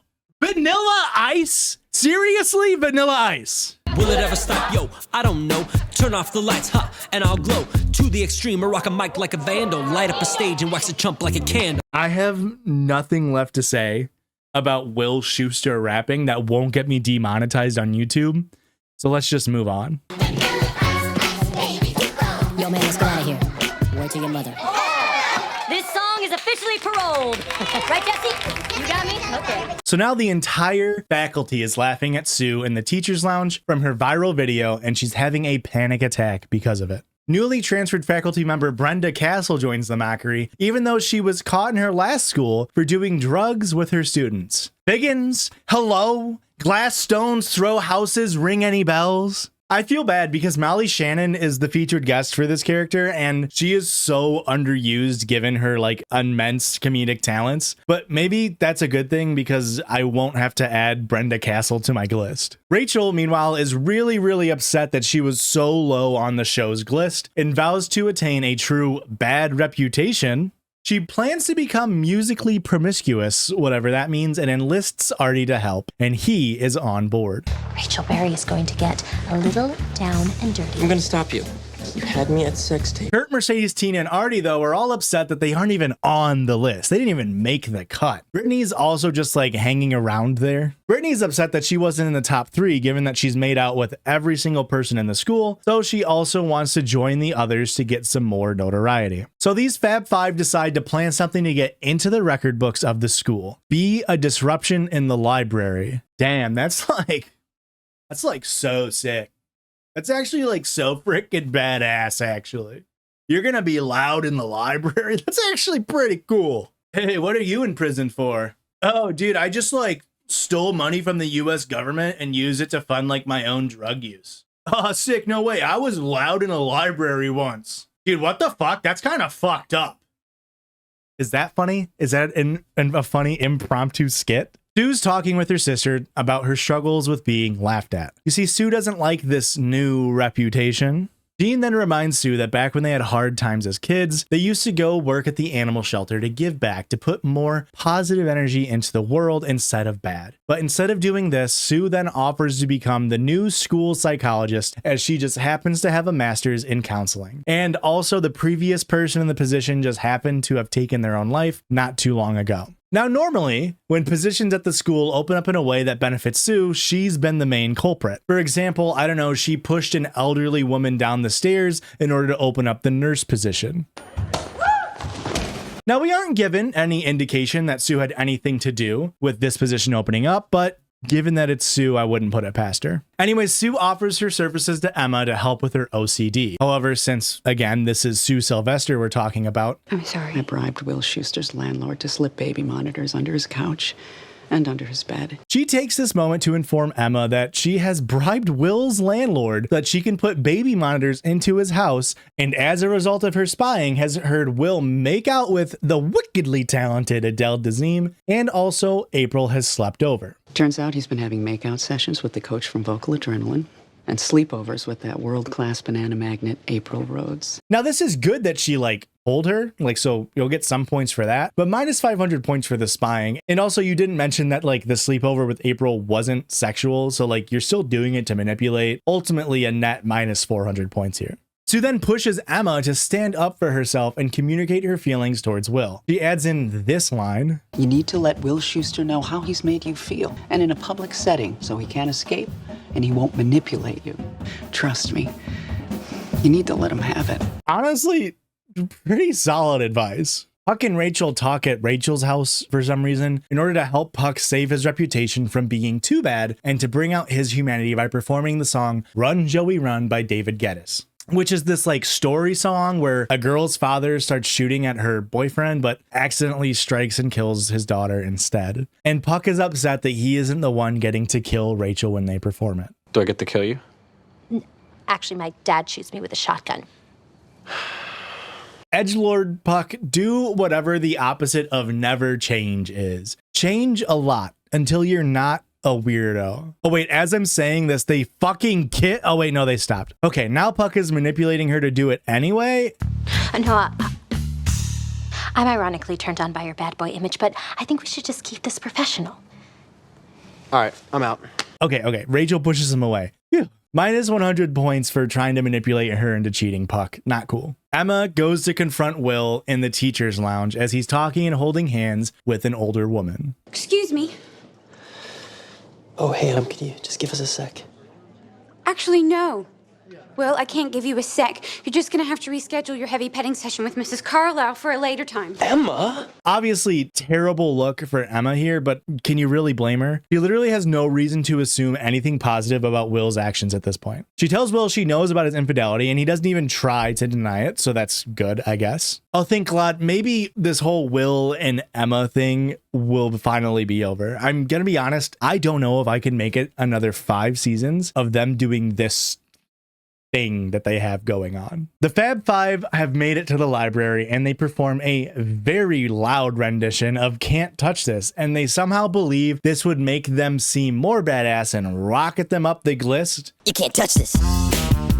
My music hits me so hard, makes me say, oh my lord. I mean, I get that this is like a B plot and a bottle episode, but even this is lazy writing. Why would any of them think this would work? They're not all idiots. They get bullied for being in Glee, and their plan was to put on a Glee performance in the library, a place where cool people famously never are. Alas, despite their best efforts, the librarian loved the performance and then recruited them to perform it at her next church service. I mean, come on, that performance was so lame. Should be arrested for the crime of sucking. Mr. Shu, eager to find out who made the glist, starts confronting individual members of the club and this bad cop situation, because it's just him. They're trying to do like this homage to Law and Order, I guess, and each member denies their involvement one by one, but none of them are funnier than Puck. I was moving it. Somebody put it on Rachel's locker, so I moved it. I was moving it. It was in the wrong spot, so I moved it. I saw a cow yesterday and it mooed. It seems really moody. I was number one. I love that they had fun with this scene. Also, not to be too like armchair psychologist here, but I've seen enough JCS videos to know that Quinn is guilty. Rachel did it. Think about it. I stole the guy she's in love with, then I stole the guy she dated to get over the guy she's in love with, and I'm kind of a bitch to her. I mean, she's like the only one in all these clips who just like doesn't defend herself. She just immediately shifts blame to other people, which is like police interrogation tip number 1. Well, police interrogation tip number 1 is to get a lawyer. Number 2, I guess, deny. Don't shift blame, deny. If you ever want to get away with a murder. But still, I could be wrong. I've been writing this script as I've been watching for the first time, so I don't know for sure, but minus 1,000 gloints to me if it's not Quinn. The Fab Five are just absolutely gutted that their antics aren't garnering them any badass points, and they consider confessing to posting the video of Sue as a means to right their wrongs. Meanwhile, Sue's video has over 3 million views, and she's starting to wonder if maybe it's some sort of karmic justice for how terrible of a person she is. Sadly, while karma is a bitch and she should have known better, JoJo Siwa didn't exist in 2009 Lima, Ohio, so we won't be treated to a Sue Sylvester cover of I was a bad girl. I did some bad things. Instead of all of that, we are treated to an actress completely phoning in an acting job. Pardon the pun. Your go for Sue. Hello, Sue?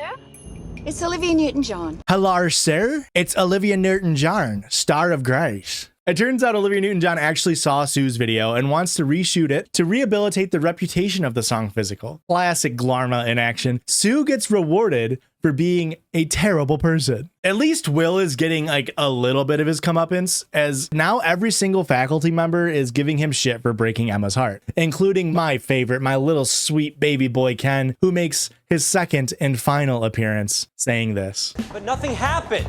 Maybe that's not what matters, Will.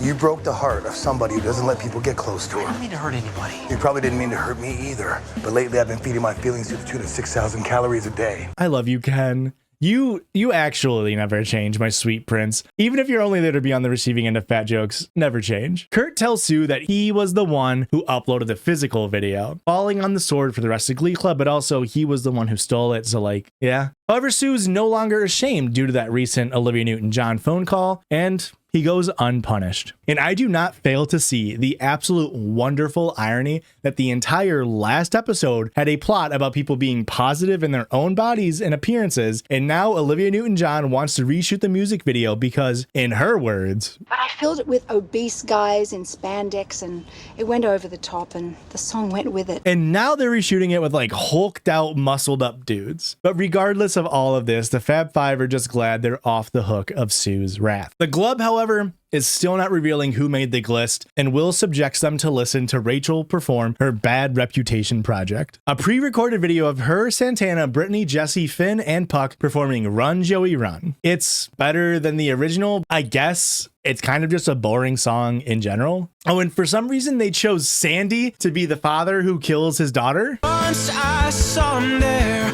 sneaking up behind me. Watch out! So Rachel's three love interests in Jesse, Puck, and Finn are confused because they all didn't know that the other ones were involved in making the video. Finn sees through her ruse because he's always been a master detective and not a gullible guy. And he points out that she just wanted to make it seem like they had three guys chasing after her to potentially increase her standing on the glist. It was you trying to look like you had a bunch of guys fighting over you so you could stop looking like some kind of outcast and be seen as some hot, slutty girl singer. So all of them storm out angry, leaving Rachel behind. Sue is back talking with her sister, and Jean congratulates Sue on her new video with Olivia Newton-John and how successful it's become. Sue mentions that the newfound success of the song has skyrocketed her to fame, and the money that she makes on the song, albeit not much, will be given right back to the nursing home where Jean is staying, which is nice, I guess. 200 points for Sue, but it really was just a way for them to scrub away the fact that everybody was making fun of Sue for the physical video. Will then brings Emma flowers and apologizes, and then immediately tries to manipulate her into forgiving him, but she doesn't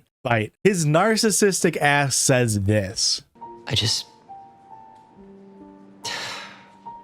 want you to look at me the way you used to. Ugh. Oh man, that is some real I'm sorry I got caught ass apology. Like, that is so disgusting. Such a selfish reason to apologize. It's just so that the woman that's stuck mid Animorphs transition between Jennifer Coolidge and a ground squirrel will say I love you again to the guy who wishes he could play understudy to King George in an off-Broadway production of Hamilton.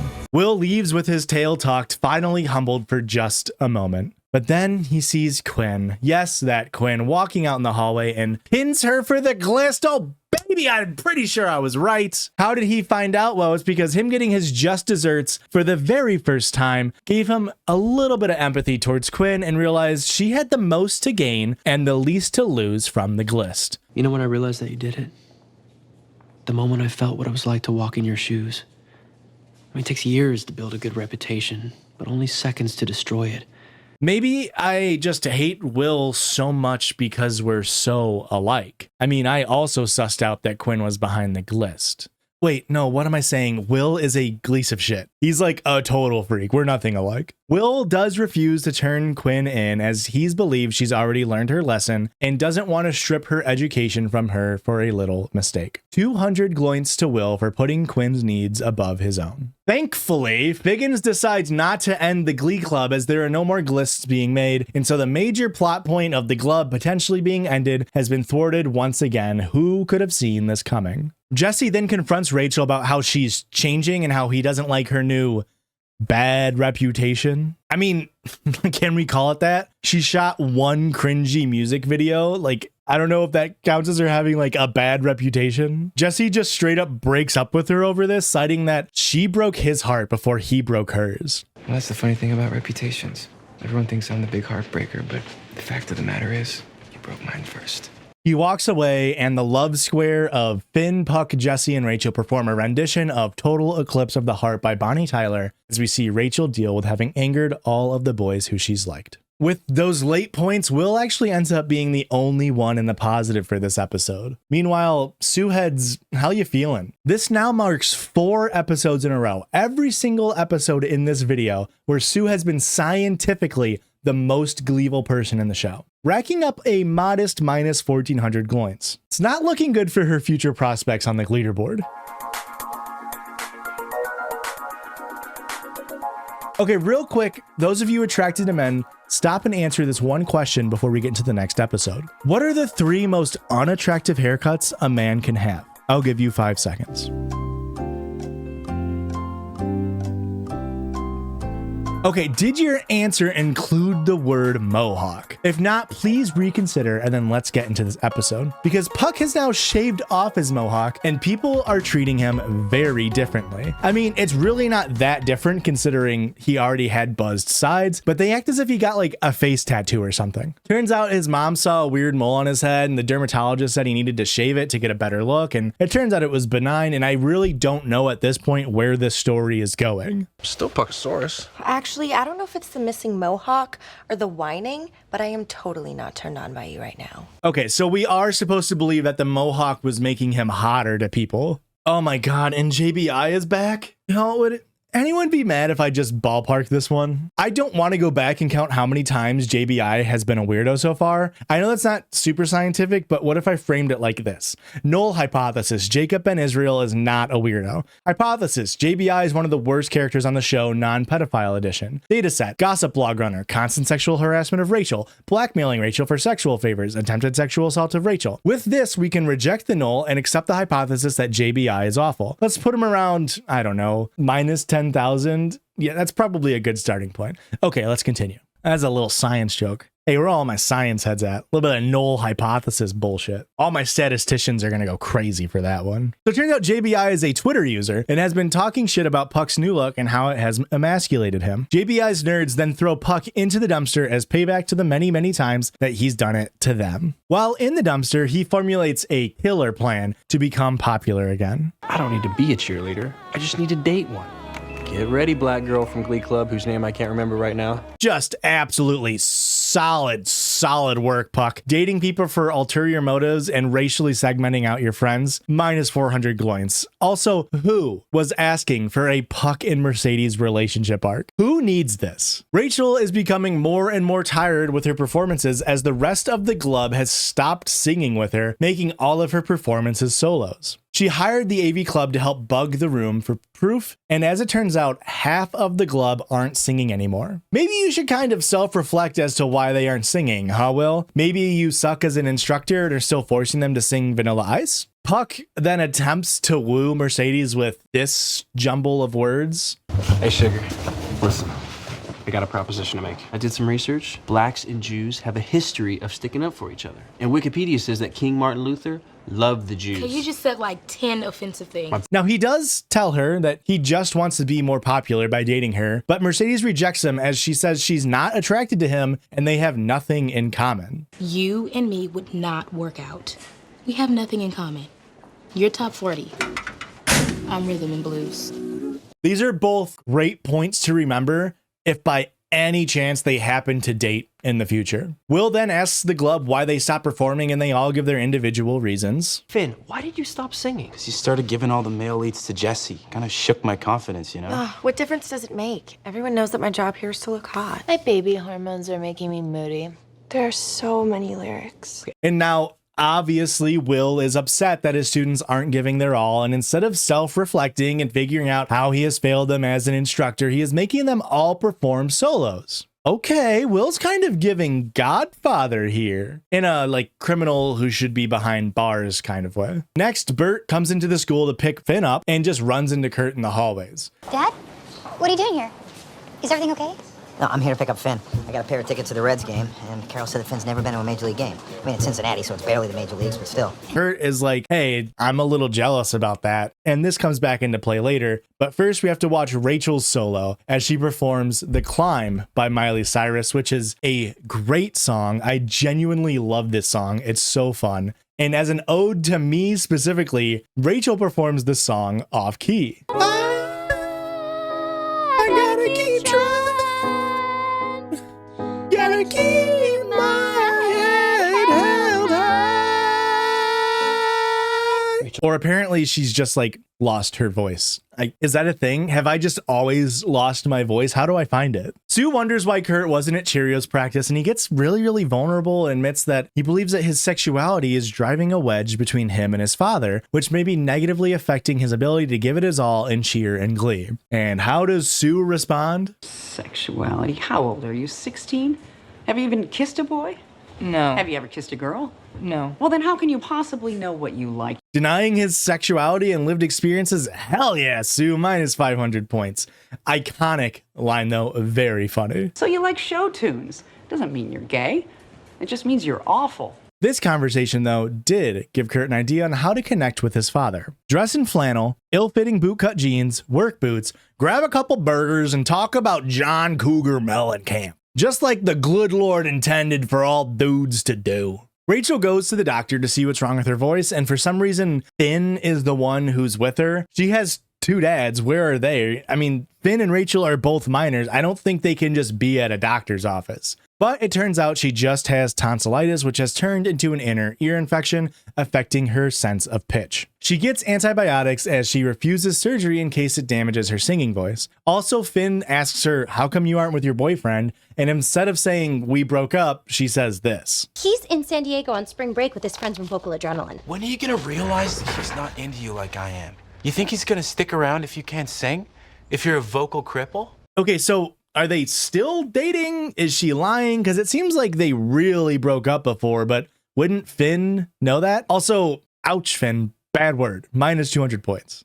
Hopefully that's the last time he uses derogatory language this season. Now, after this interaction, Rachel goes behind a curtain to change, and Finn starts singing Jesse's Girl, and oh my god, did they name him Jesse just for this song? Because Finn really do be wishing he had Jesse's Girl. You know I wish that I had Jesse's girl. Again, I'm pretty sure Jesse don't have a girl at this moment, but you get the point. Now, Puck, who's still been trying to woo Mercedes the entire episode, brings in some jazz instruments and remarks that he's been trying to dive into black culture by joining a black church and listening to every single Sammy Davis Jr. album. Hey, Puck, starting to border on fetishization here, bud. I'm starting to think this Puck guy isn't very good. He performs The Lady is a Tramp by Sammy Davis Jr., and I'm gonna be honest, I'm not that familiar with the original, and I'm not very versed in big band or jazz or swing music, but boy oh howdy, do I know when a Glee cover stinks, and this one stinks. It's simultaneously boring, but also it's like way too busy with the instrumentation. And on top of the plot undertones of Puck only doing this to seem like cool and more black, it has to be probably my least favorite musical number of the series so far. Like, at least with Will rapping, it's funny to watch, you know, but like this just is nothing. Mercedes then joins in as a duet and her talent shines through, but it's far from saving this performance. Mercedes goes to Quinn to ask for permission to date Puck, and Quinn tells her, go for it, even though both of them are aware Puck is just using her. So like, huh? Quinn tries to warn Mercedes about Puck's negative qualities in that she just doesn't want Puck to hurt her, but Mercedes swears that she'll be okay. Also, Quinn warns her about how Santana might react to Puck dating her. After all of that, Kurt performs a solo for the Glub, Pink Houses by John Cougar Mellencamp. And he has this like faux country twang. Ain't that America for you and me? Ain't that America? Something to see, baby. Ain't that America? The Glub is completely confused by the performance, as that song clearly isn't expressing Kurt's self, and it's just who he's putting on to what he thinks his dad wants him to be. After this performance, Brittany comes on to Kurt now that he's no longer gay. Pretty much the only guy in this school that I haven't made out with because I thought you were a capital G gay. But now that you're not, having a perfect record would mean a lot to me. And that's on bisexuality visibility, baby. Let's celebrate our newly bi king, Kurt. Is someone gonna yell at me for not ironing this? Still sick, Rachel is struggling without her voice and is not getting any sleep. Finn tells her to stop feeling so bad for herself, but she realizes that she, like Tinkerbell and Lady Gaga, lives for the applause. God, I'm so sick of you feeling sorry for yourself. Why don't you get it? I am my voice. I am like Tinkerbell, Finn. I need applause to live. She needs to be able to perform in order to fulfill her self-worth. Finn says he wants her to meet an old friend of his to help with her situation. Then we cut to Brittany and Kurt making out. Yep. But Kurt gets a little curious mid-kiss. What do boys' lips taste like? Usually dip. Sometimes it tastes like burgers. Or my armpits.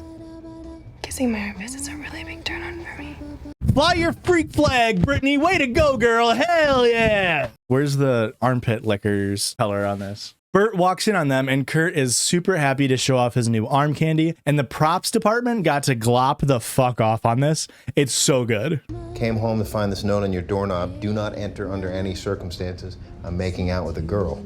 I just thought it was the start of one of your murder mystery dinners. This is great work. I love practical bits like this. It's so perfect. But Bert in the show is understandably confused, and Kurt tries to convince him that he's into girls now. Bert doesn't really buy this, but he still respects Kurt's choices, which is really supportive of him. 200 points to Bert. Puck and Mercedes' relationship is actually going off kind of smoothly with some like really nice, open and honest communication. Dude, if this turns out to be like the one functional relationship in this show, I guess that would make sense because nothing on this show like is expected. Now, Puck's plan is also working to a T because JBI fears him again. To help restore balance, in Puck's words, Puck takes some of his money to buy Mercedes a coffee, which is minus 200 points to you, Puck. I mean, dang, it really couldn't have happened to a nicer person. Poor JBI. Santana notices Puck and Mercedes' relationship, and the two gals have a fight via a song singing "The Boy Is Mine" by Brandy and Monica. Puck is eating up all of this attention, and he drives a wedge between the two former friends. This song ends with them getting a little chippy as Santana shoves Mercedes and she insults Santana's figure in return. Will then gets in between them and drops an absolute gem. Please, all right? You can go at it in song, but that is it. Oh my God, is this where Will comes out as a Glee speech absolutist? The slippery slope into the alt-glite, my friend. Next, we see Puck throwing a line of JBI and his nerd friends into the dumpsters, and Mercedes doesn't enjoy this, but she also doesn't really do anything to stop it. So minus 600 to Puck, minus 250 for Mercedes. This scene isn't like super plot relevant at all, but holy shit, the sound designer for this episode went nutty. Check out how many times they used the same Glee sound stinger in just 34 seconds. What the hell is going on here? Fake. This is what we do. And look at him.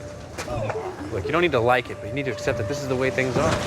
Finn then introduces Rachel to an old football friend of his, Sean, who is paralyzed from the upper chest down. Now, this is meant to show to Rachel that it's not all over if she loses her voice, but in classic Glee fashion, they just sort of use this disability as a scare tactic and point them towards, boy, wouldn't this suck? It's like a scared straight, but for Rachel's insecurity of losing her voice. Trying to tell me that you're happier now?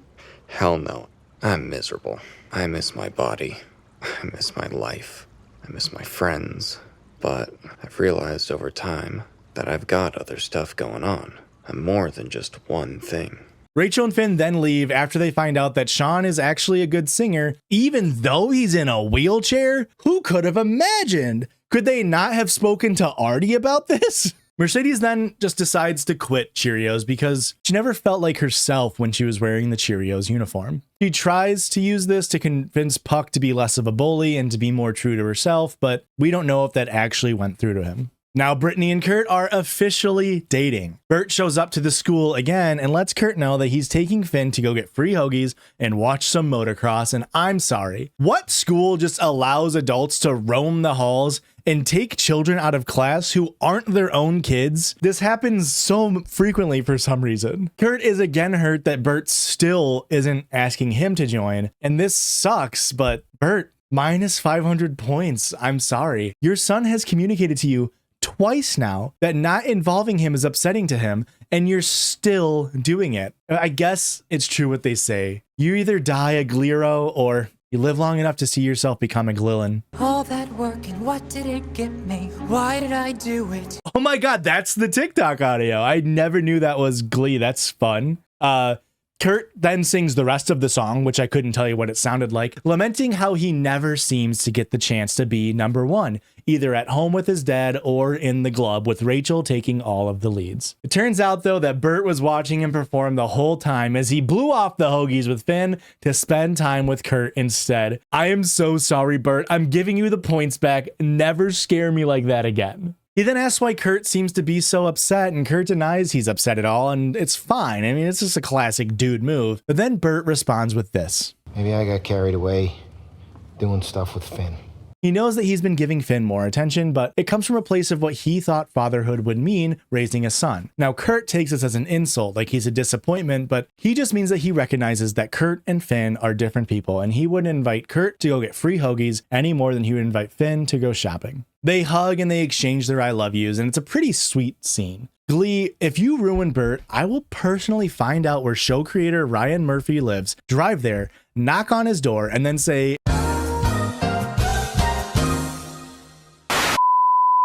"Hey, huge fan of Glee. Haven't started Scream Queens yet, but do you think you could maybe give my YouTube video essay a shout out? I would really love to get more eyeballs on it. Thanks." Rachel goes back to visit Sean, Finn's friend, to offer some singing lessons now that her voice is better. She wants to help him explore parts of himself that he hasn't really been able to. Very nice. Like, why is this episode ending on such a high note? No pun intended. Is this like a series first? Puck is stopping bullying. Mercedes is more comfortable being herself. Rachel and Sean sing together. World hunger gets solved. Elon Musk instantaneously combusted. I was given games, unlimited games, but no games. It's all just a dream come true. Rachel and Sean belt out their duet of One by U2, later completed by the rest of the Glub as the episode ends. Rachel and Bert both end up in the green here, 50 points for Rachel and 200 points for Bert, and Sue finally gets dethroned as she only gets 500 Gleeville points, being bested by Puck at negative 900.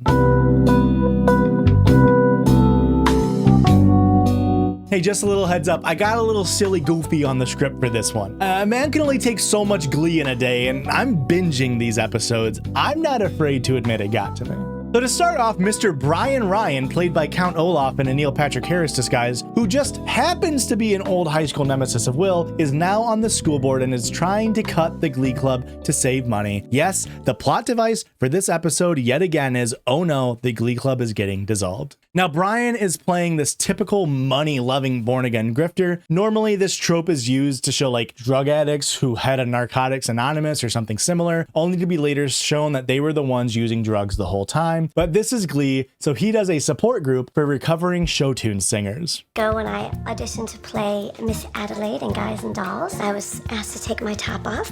Evidently, that is not customary. And that's when I started huffing glue. He has a vendetta against show choir due to personal grievances from not becoming super successful post-club himself, and he still just couldn't get that fortune from those damned orphans. So Olaf talks to the Glids and attempts to cut down their hopes and dreams revolving around showbiz. He then tells them all to write down their biggest dream and then throws them all in the garbage. A vulgar, freakish dude. He points out that Will's dream of showbiz didn't work out and that his fate is the same as the Glids' fate if they follow in the footsteps of being in Glee. So after Barney's speech is over, Artie is talking to Tina about how he is shifting his desires to behind the camera work instead of performing, mentioning Christopher Reeve as a potential inspiration. Tina asks if that's actually what he wanted, and we find out that Artie wrote that his real dream is to be a dancer. After everybody left, I went back for my book bag and something stopped me.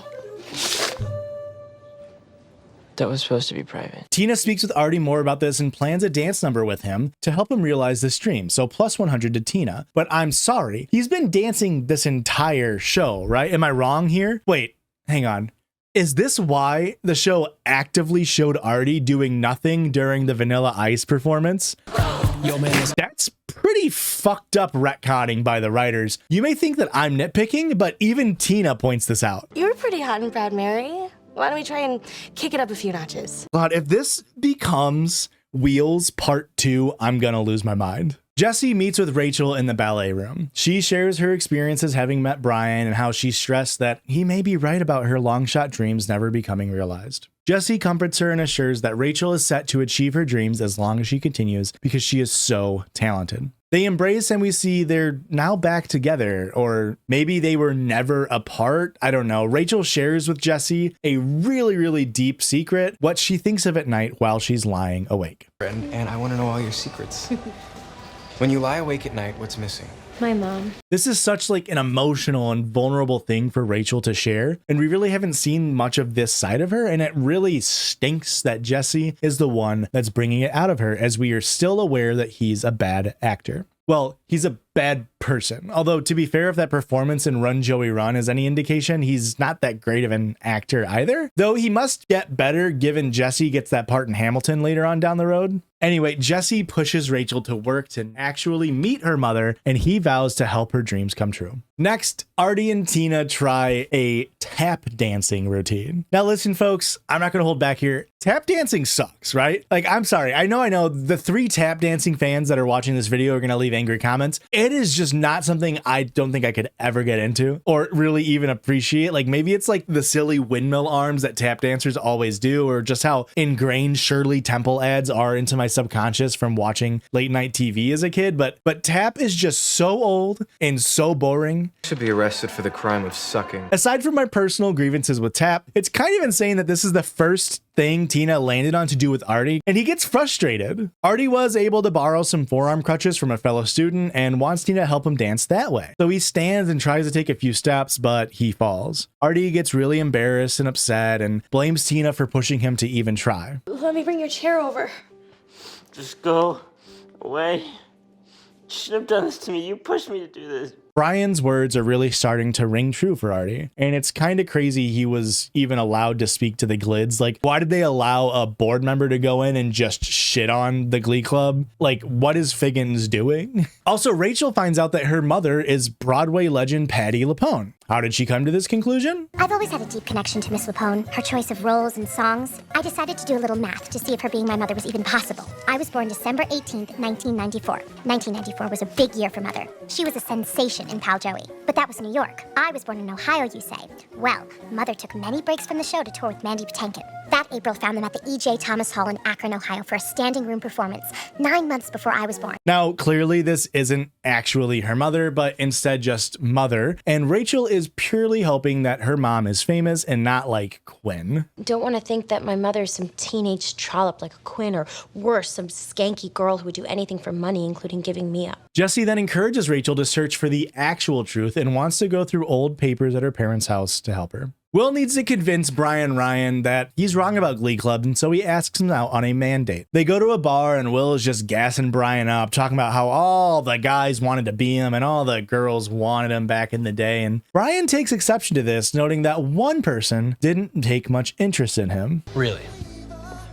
All right, who was the one that got away? Terry Delmonica. Remember her? I'm sorry, it's a little unbelievable that 2 people found Terry attractive as an individual. She is literally a demon.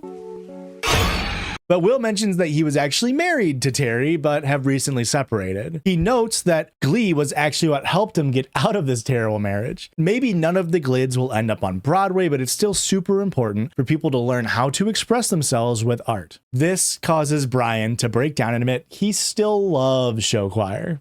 I am miserable.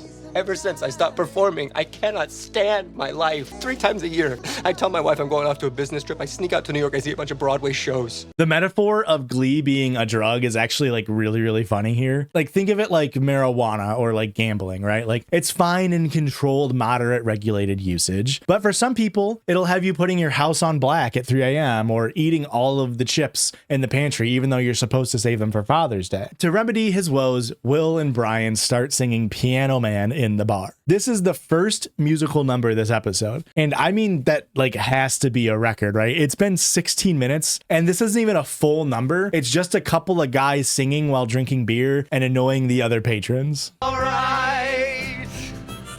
Will then suggests that they audition for Lima Theater Guild productions of Les Mis to help Brian get back into the groove of show tunes. Just dudes being guys, you love to see it. Back at the school, Artie and Tina apologize to each other for what happened the day before. Artie talks about his hopelessness for his condition and how sad he is to be in a wheelchair and how it sucks and this is horrible. And then Tina shows him some new research and tests to try to inspire some hope in him. What happened to seeing Artie as anything other than just the guy in the wheelchair? Like, I thought the whole thing was that a disability doesn't define somebody. They just said this in the previous episode. Whatever, they kiss, and then the scene ends with Artie gaining hope that he may be able to walk again someday and be a real boy, or whatever the fuck the show is trying to convey. Jessie and Rachel find a couple of boxes in the basement of her house, and they start going through them, finding things like her baby teeth, a sonogram, and even her first singing competition award she won when she was 8 months old. All of these make so much sense for Rachel's character. Then Jessie does this. Baby shoes.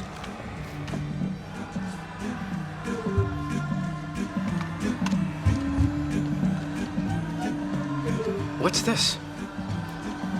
Minus 300 gloints, Jessie, you evil little gluck. Jessie then pushes to play the tape that he had just planted, and Rachel is worried that she isn't ready to face her mother's voice on the tape. Jessie leaves, and Rachel's meeting of her mother will have to wait a little bit longer. Oh my god, the suspense is killing me. Who is it? Please, Glee, don't drag it out any longer. It's making me feel miserable. Miserable. Les Mis! Will and Brian, turns out, are auditioning for the same role, Hugh Jackman. And uh-oh, they're planning on singing the same song. And now, I'm not a huge theater head. All right, in fact, the only production of Les Mis I've seen is the 2012 film, and the only live theater I've seen was my high school's production of How to Succeed in Business Without Really Trying in 2011. That doesn't mean I'm not a complete stranger to the audition process, as I was an actor in a theater production of Peter Cottontail in Manhattan. Yes, that Manhattan, Illinois, where I lived when I was 6. Yeah, I lived in Manhattan during 9/11, so you can't get upset about the 9/11 joke I made earlier. I lived in Manhattan, across the street from a bakery that my mom never let a 6-year-old me go into, no matter how hard I tried. Every single day I'd ask. Every single day I was denied. My own personal 9/11, 365 days in a row. All of this is to say, isn't Will and Brian auditioning for the same part like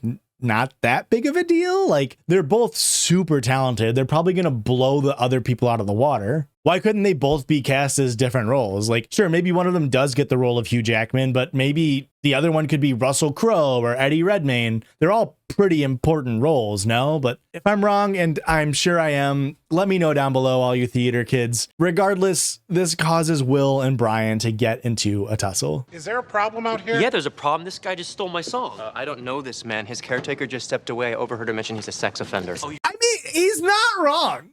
He kind of did walk in on a naked teenager. So anyway, they decide to sing a duet of Aerosmith's Dream On. I just assume it was easier to get the rights for that song rather than a song from Les Mis. And actually, it was a pretty good performance, all things considered. Back to Artie and Tina. They buy him some tap shoes at the mall, which is crazy. Then Tina asks him if he wants a pretzel, and he's like, hell yes, woman. Do you want a pretzel?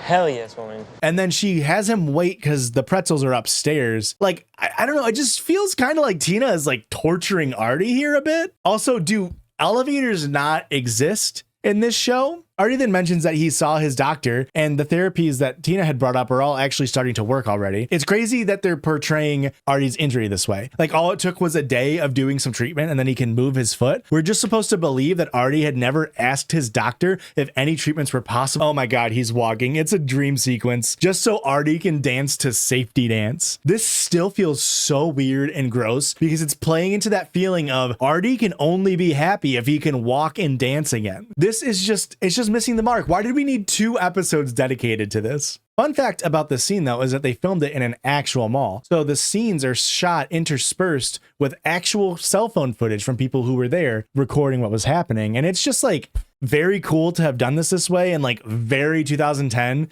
to do a corporate flash mob. So yeah, anyway, it turns out Artie just dreamed all of this while Tina was going to get his pretzel. It's safe to dance. So we find out that Brian and Sue were actually working together to bring down the club, but given his refound love for the stage, he pushes back and mentions the Cheerios budget is actually more alarming than the Glee clubs. They argue that both the arts and sports are important for kids, and they're both right, but Brian still needs to make budget cuts and is slicing the Cheerios budget in half, despite the fact that Sue and him bang. I can't tell you how much you turn me on right now. You ever heard of the term anger sex? The only kind I know, Brian. I should tell you I'm married. Not a problem for me. And I'm still cutting half your budget. Yeah, you win some, you lose some. Minus 500 to Sue for knowingly sleeping with a married man. Again, I'm not tracking Brian Ryan's points. If that comes back to bite me in the future, so be it. Jesse then meets with Elsa and they reveal their master plan to the viewers. Turns out Jesse accidentally fell in love with Rachel while doing Shelby's bidding. I don't understand why you don't just go up to her and say, "Hi, my name's Shelby. I'm your mom." That's right, folks. The coach of vocal adrenaline is Rachel Berry's mom, but she can't contact her because Rachel isn't 18 yet. I signed a contract. I can't contact her until she's 18. She has to come to me. That's why she has to listen to the tape. I don't know, minus 300 to Jesse for working with her and minus 500 times 2 to Shelby for putting the whole plan together. It turns out she became a surrogate for Rachel's dads to help fund her dreams of going to New York City. We also find out this is yet another woman in the show who can only find true happiness by being married and having a kid. My walls are lined with trophies instead of wedding pictures. But through all of that, I only have one regret. Add her to the pile of Emma and Terry. I mean, they even tried to do it with Sue for one episode. I beg you, Glee, write one woman who is just happy. Just once. Artie is talking to Emma to help plan his emotional response to when he will be eventually able to walk. Emma brings Artie back down to earth and talks with him truthfully and mentions his dream of being accepted into these medical trials, let alone the chance that they work, is not very likely and won't be for a very, very long time. Artie leaves Emma's office, once again upset with this new reality, because in the Glee universe, if you're in a wheelchair, your life sucks, and you aren't allowed to be anything other than a sad, wheelchair-bound stereotype. Brian comes back to the club, and he lets them know that using the Cheerios budget, he's able to buy a ton of new clothes for them and sheet music to help the club win regionals. I mean, this has to be like the first good news for the Glee Club ever. Sue then comes in and congratulates Will on his new role as huge jacked man in the local production of Les Mis. But don't worry, Brian Ryan also got a part in the play. And the good news just keeps coming because you got a part too, Bri. The exciting role of townsperson. And you got a line too. Way back here in the second act, you get to say, hooray. This, of course, spurns Brian once again, and he takes all of that new glove merch and vows to cut the program. Well. The good news was fun while it lasted. Will, upset with his actions, speaks to Brian at the local theater and attempts one last time to convince him not to cut Glee. That's the only take I'm giving you. Do with what you want. I wonder if the glove will be cut in the show called Glee. And now for some reason there's a high school yearbook at the theater and Will uses this to appeal to Brian's sensibilities that Glee allows kids to feel part of a group and helps them be themselves, which is something that Will used as an argument at the beginning of the episode and something that Count Olaf said himself to Sue just a few scenes ago. So naturally this doesn't work and Will has to give up the part of Wolver Singh to Brian to really seal the deal. So what you're saying is, you'll give me the part if I don't cut the program. Exactly. Cool, deal. Brian accepts and the glove is miraculously saved. Phew, that was a real close one. Jesse then breaks into Rachel's bedroom and forcibly plays the tape of Ethelba singing. Minus 300 points to Jesse. The song is I Dreamed a Dream from Les Mis. Wait. So why did we have to listen to Aerosmith before? They could have just done Les Mis the whole time, and they went with Steven Tyler, a guy who had a sexual relationship with a 16-year-old when he was 25. Oh, wait. No, it makes sense why they used that song. Never mind. Rachel emotionally connects with her mother through the song, and we get a duet of Leah Michele and Idina Menzel singing together. And can I just say, what a great casting here. Like, I know within the Gleek fandom, this is like a super common sentiment, but the two actresses' like looks and mannerisms and like even tones in their voices are so similar. It really gives the pair an immediate emotional connection to the audience. Meanwhile, Artie is feeling completely dejected and drops out as Tina's dance partner, feeling upset that he can't dance and won't ever be able to, even though, again, throughout this entire series, he is a major part of the Glub's choreography, but that's neither here nor there, I suppose. Tina accepts his resignation, but still asks him to sing the song so they can perform together. Back in Glub, Will lets them all know that he resigned from the lead in Les Mis so that Brian wouldn't cut Glee. The Glub is appreciative and thanks him for his noble sacrifice. Then Tina performs her dance number with Mike Chang, or for Other Asian, for those of you who forgot from the first 13 episodes. Artie sings lead on Dream a Little Dream of Me as Mike and Tina tap dance. Yeah, this performance is boring. I'm sorry, that's just tap. The episode then ends, putting us all out of our misery of having to watch tap. Given their plan to manipulate Rachel, Shelby and Jesse end up on the bottom here with -1,000 and -900 points, respectively. Tina was the only person to end in the positive, as she is showing how much she cares for Artie and wants him to be happy with 100 points. Now this here is the Lady Gaga episode, and before you get your hopes up like I did, no, it is not done with nearly the same vigor as the Madonna episode. Not nearly as many musical numbers, and while doing my Glee search, I was actually able to find a picture of Lady Gaga and Matthew Morrison. I'll show it here. So that's kind of fun, huh? Now this episode is also kind of the Twilight episode, but only for a scene. How are Twilight and Lady Gaga relevant? Well, that's because Figgins is upset that Tina dresses goth, or in his words, what is known as goth.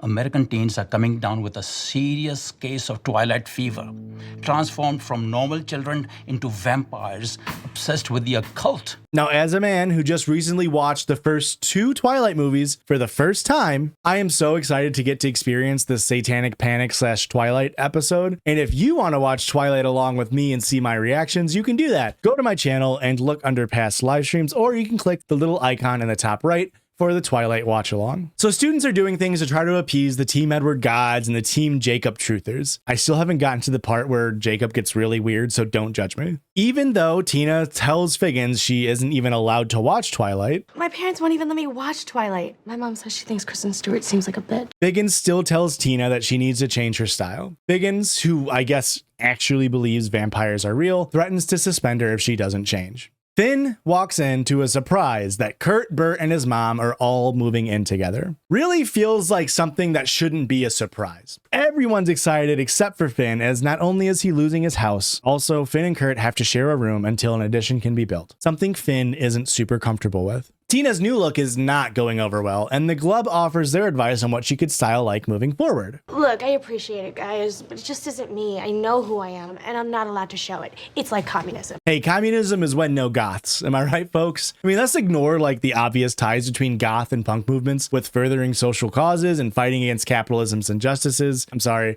This rant is for another video, another time. Hasha on counterculture and its anti-capitalist roots. That'll come out once I'm done with the Glee watch, so I don't know, 2026. So it turns out Rachel went through the dumpsters behind the Vocal Adrenaline's practice space and has deduced what they're doing. Gaga. Hell yes. Now this I'm on board for. I love me some Gaga. Will comes up with a master plan for the ages. But hold on a second. We might be able to kill 2 birds with 1 stone here. We can help Tina find a new look and find a competitive number for regionals. This week, your assignment? Gaga. Your assignment? Gaga. Your test? Alejandro. Your study guide? Bradley Cooper x House of Gucci mashup. We see the Glee Club start to spy on Vocal Adrenaline while they're practicing their bad romance number. Lady Gaga. Mother. Shelby. Mother.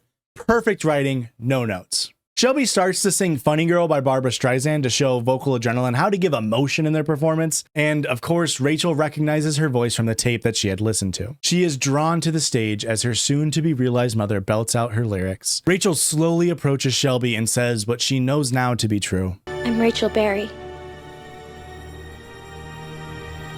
I'm your daughter. They then have a talk about Shelby's decision to be a surrogate and give Rachel away. She also lets her know that Shelby wanted to meet Rachel after performing at sectionals. So Rachel is aware of Jesse's involvement? Like, I guess we'll have to find that out eventually, right? Rachel shares this extremely heartwarming story about her father's. When I was little and I used to get sad, my dads would bring me a glass of water.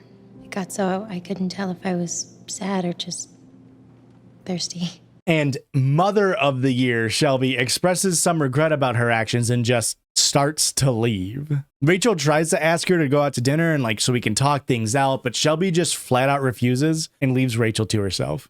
Back at the school, Will is researching about Lady Gaga, and I swear that's exactly what I look like when I'm researching topics for Glee.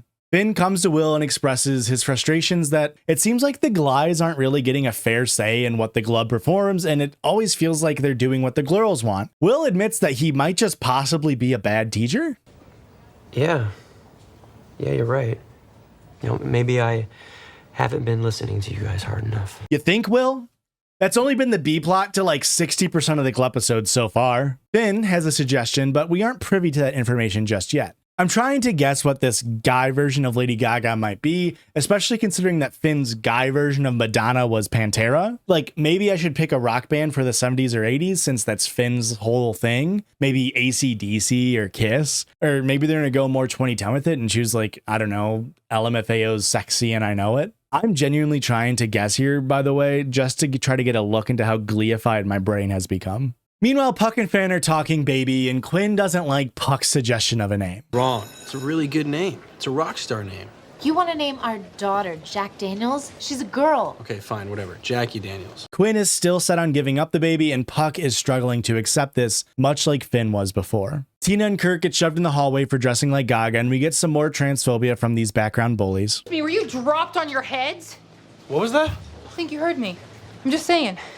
Pick on me, that's fine, but don't throw around a girl. Well, you know, lately we haven't been able to tell the difference. And maybe some of you were too young to remember, but early on, there were like seemingly infinite news stories revolving around Lady Gaga having a penis. Here's a clip from 2011 of Anderson Cooper interviewing her. There was that rumor that you had a male appendage, that you were a hermaphrodite, and you joked about it on the stage last night. Maybe I do. But it's interesting. Will it be so terrible? But Why the hell am I going to waste my time and give a press release about whether or not I have a penis? My fans don't care, and neither do I. And Stefani Joanne Angelina Germanotta was never one to denounce, just point and laugh at the rumors because, as she rightly says, who actually cares? Some people would point at her over-the-top outfits and say, oh, this is reminiscent of drag, and like maybe because she has a lower singing voice, or some other third thing they made up as an excuse just so people could think about an imaginary penis that she didn't have. Why was everyone so interested in her imaginary penis? Projecting, possibly? I don't know.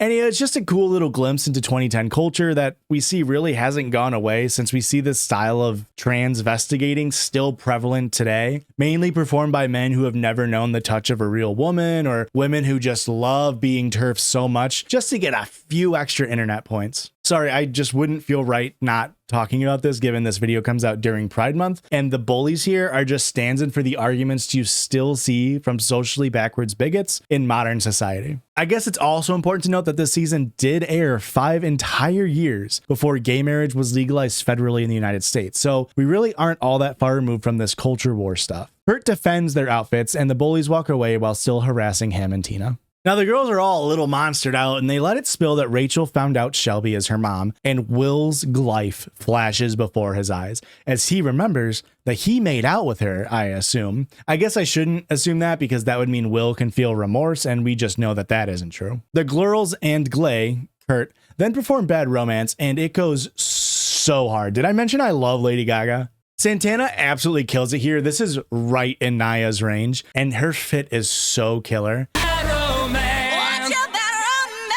However, the Glies, just like in the Madonna episode, for some reason still just don't enjoy this performance. After that, Finn is starting to apply makeup for the guy's performance in the bathroom, and the background bullies come in and call him gay, bisexual, a woman, and a Glee boy. Guys, get your bullying straight. We need some consistency in the insults here. You can't just jump all over the place. Rachel then goes back to Vocal Adrenaline to visit her mom, and holy shit, it is so funny to see how bad these costumes look compared to the Glee clubs. I mean, seriously, look at them compared. I mean, I understand why production-wise that the McKinley High Glee Club would have better looking outfits than the nameless performers in Vocal Adrenaline, but in universe, shouldn't the multi-time nationals winning Vocal Adrenaline be far superior looks wise? I'm nitpicking, I know, but still. Rachel has gone to Shelby to help her sew her new Gaga outfit because her dads can't sew. That's what moms are for, right? Only girls can sew. Everybody knows this. So now she's slaying in her new outfit. And now, after seeing this, I'm even more upset that Vocal Adrenaline's costumes look so dog shit because apparently Shelby can sew together this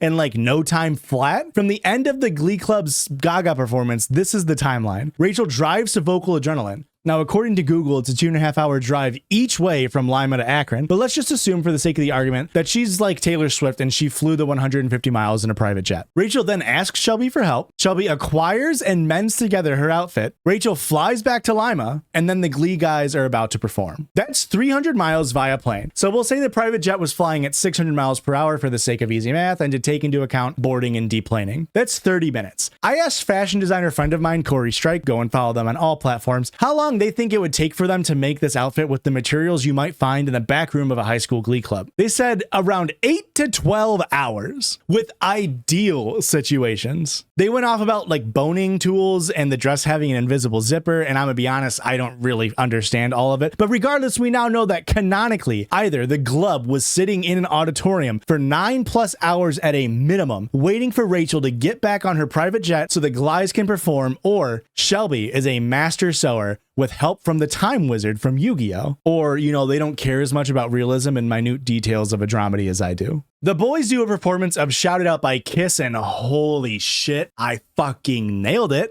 Now, I don't know whether to feel good or bad about this, but hey, 1,000 gloints to me. Will asks what their performance expresses and what the costumes illustrate. I'm sorry, Will. The assignment was Gaga, not express yourself with costumes. This week, your assignment?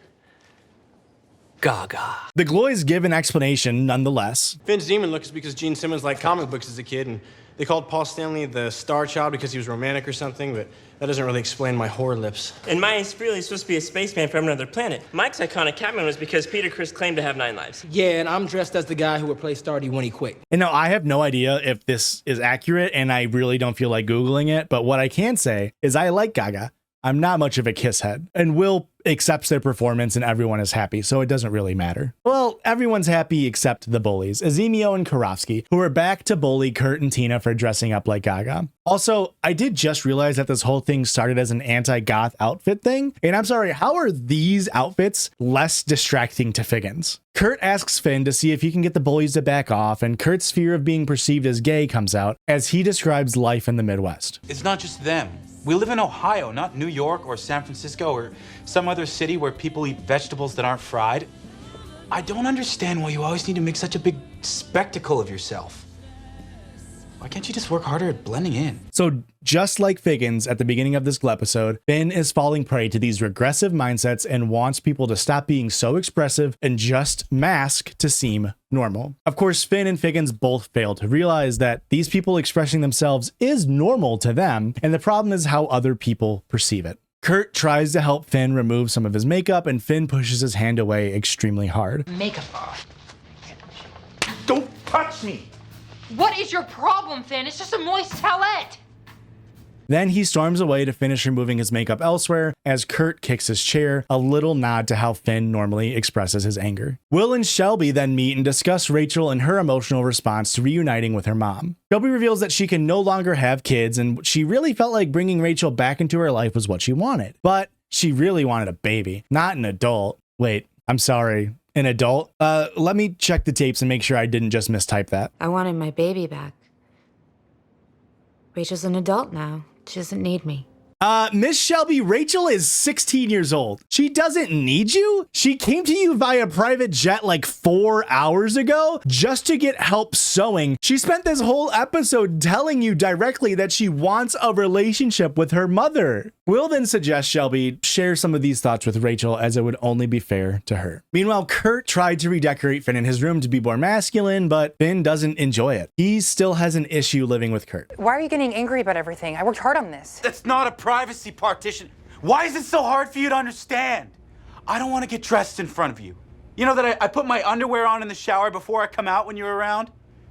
I don't want to have to worry about that kind of stuff in my own room, man. And I would dock points here, but like Finn does express that he's aware that Kurt has a major crush on him, and I don't really think anyone would want to live with someone who was constantly ogling them, regardless of gender or sexuality. This just doesn't feel as based in homophobia as some of the other stuff Finn has been doing recently. Well, I mean, maybe I spoke too soon because this is what happens next. It's just a room, Finn. We can redecorate it if you want to. Okay, good. Well, then the first thing that needs to go is that lamp. And then we need to get rid of this couch blanket. What did you just call him? Oh, no, I didn't call him anything. I was talking to the blanket. You use that word, you're talking about him. Relax, Dad. I didn't take it that way. Yeah, that's because you're 16 and you still assume the best in people.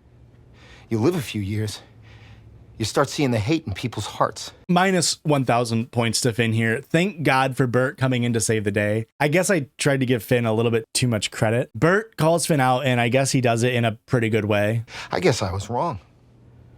I'm sorry, Finn, but you can't stay here. Dad. I love your mom, and maybe this is gonna cost me her. But my family comes first. I can't have that kind of poison around. Plus 300 points to Bert. Bert then tells Finn that he's disappointed in how he's talking to Kurt and tells him, you can't live here if you're going to talk to my son that way, even if it's going to cost him his relationship with Finn's mom. It's a very intense scene. It's very heartfelt. It's very emotional. Overall, I think it's handled pretty well considering it was 2010. And I'm sure it was really nice for Kurt to hear his dad defend him against usage of slurs like that, as well as people watching to hear someone stand up against the frequent usage of anti-gay language that was and unfortunately still is so prevalent. The next day in Glee, Finn tells Kurt he wants to talk about what happened, but Kurt doesn't entertain him. Hell yeah, Kurt. Fuck Finn. Then Puck wants to perform a song for Quinn, meant to show his progression as a guy who is ready to be less like a rock star and to be more responsible. The Gloys perform Beth, I Can Hear You Calling by Kiss. Finn also gets his own little section to sing towards Kurt, as well as both Puck and Finn are expressing regrets for how they've acted in the past. Puck then suggests the name of Beth for Quinn's baby and asks to be there when the baby is born. Quinn nods yes, and the school bell rings. Finally, Shelby is ready to have a talk with Rachel. However, Rachel already knows that Shelby is just there to say goodbye and end their relationship. Shelby's reasoning is as follows. That story that you told me about your dads and how they'd bring you water when you were sad. We're never going to have anything like that. It's too late for us. I just think that anything we share right now is going to be confusing for you. So Shelby, quick cue on my end here. How is Rachel simultaneously an adult, in your words, but also you get to be so condescending that you don't think Rachel is old enough to process having a mother figure in her life? Like, how does that work out for you? Pick a side. Also, adults need parents too sometimes. Shelby just suggests keeping a distance from each other for now, and maybe sometime later they'll reconcile again. They hug each other goodbye, and Shelby asks one more favor of Rachel. Can you get yourself some water from this cup? Gold stars are kind of my thing. Oh my God. So remember like 4 sentences ago when you said you'd never have a thing like Rachel has with her dads? You just made one of those things. Like, how dense can you be, Shelby? And then to put a shit cherry on top of this shit mom moment, they perform a really, really theatrically influenced version of Poker Face, and it is just straight up worse in every way than the original. You know, like for this being a Gaga episode, I was expecting more homages like the Madonna one, but this is terrible. Listen. Poker face, poker face. I wanna roll with him, a hard pair we will be. And with my muffin, I'm not lying, I'm just stunning with my love glue gunning. Just like a chick in the casino, take your bag before I pay you out. Please just end it. It goes on for so long. When the show finally gives me some mercy, she walks away with the most Paul Atreides type dialogue possible. You are really, really good. You are really, really good. May they glife, chip, and glatter. Minus 500 times 2 to Shelby for this whole thing. You're an actual adult. You should really start acting like it. The club ends the week all dressed in their respective Kiss and Gaga uniforms, and Will's just like, what's up with this? We were kind of hoping to learn what the lesson of the assignment was. Well, you guys have had some great numbers this week, but I'm not totally sure that I know either. The assignment was Gaga. The lesson was Katy Perry sucks and is overrated. I do. I refuse to dress like somebody I'm not to be somebody I'm not. And I learned it's good to be a little theatrical. Or, yeah, that works out. Turns out Tina dressed up like a vampire and scared Figgins into allowing her to dress goth by blackmailing him into thinking that her father, the king of the Asian vampires, which are the most vicious of all vampires, is going to eat Figgins' face. Yes, that's the canonical way that they tied up that loose end. I mean, poor Figgins. Dude's always getting blackmailed. He just can't catch a break. While this is going on, Kurt is getting bullied again by the background bullies, and then Finn shows up to save him wearing a Lady Gaga costume himself. The rest of the Glub backs Finn up, and the background bullies back off for now. Will slow claps his way into frame. Shouldn't have to hide it.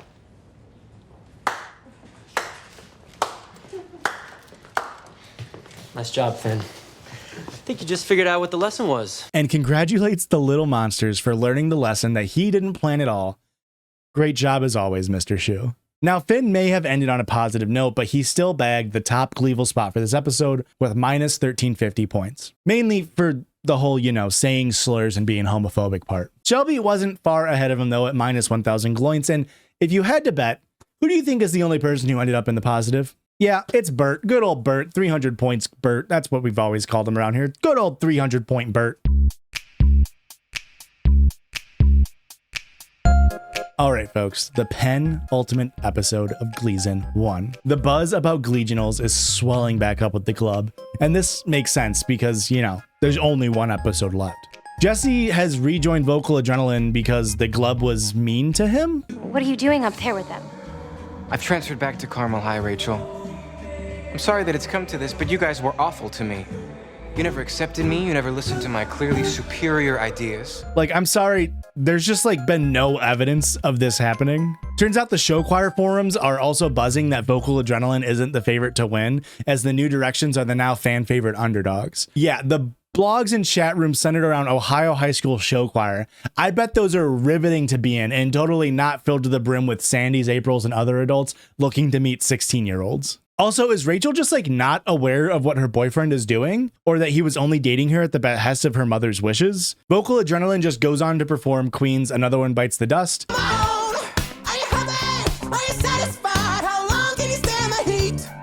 To show off their skills. But who let them in here?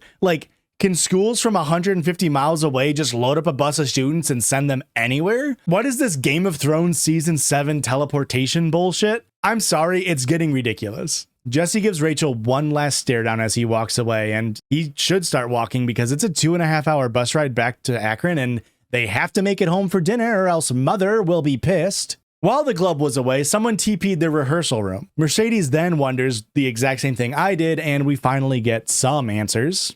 That number they did was fantastic. Which doesn't make any sense. They had all that equipment. How did they even get in? Well, I gave them all keys, helped them do a sound check over the weekend. Okay, well, what about the fact that April bought the auditorium and gave the Glub exclusive rights? The lore is getting sloppy. Gliders, you better start pulling it together. These kinds of logical inconsistencies are exactly what's being talked about in the Hashan chat room and forums, also known as me and Blake DMing each other. Sue is competing in nationals over the weekend and is planning on turning on the Glee rehearsal room into a trophy room after they are disbanded, given that they don't win at regionals. Top tier petty move, you love to see it. Will tries to be a badass, but he's such a loser and a wimp, it just doesn't hit for me. Sue, can I see your trophy? Sure, Will. Hope and dream.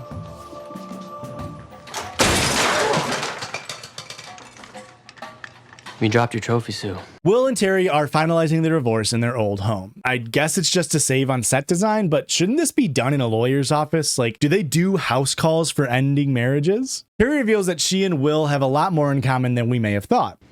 You're still that 16-year-old boy to me. Oh, so you both like thinking of 16-year-old boys. That's cool. It's just really weird phrasing, Terry. You're still the person I remember from when we first met. Makes a lot more sense than I still see you as 16. I still see you as that 16-year-old boy. Terry walks out and then Will comes to the Glub like this. All right, guys. Today I want to talk to you about regrets. Who has some? Please separate your personal and work life just a little bit, Will. These are children that you were glumping to. Rachel expresses some regret of dating Jesse just to have her heart shattered. So wait, hang on. Are they not dating anymore? Why is the show allergic to giving us clarity on the situation? Quinn then expresses regret listening to Puck say, "Trust me," as a form of birth control, and then Will overshares about his divorce proceedings. I just finalized my divorce. I regret living in a relationship that wasn't working, letting her put me in these deep funks and not fighting back. Besides creeping us out, why are you telling us this? Slay.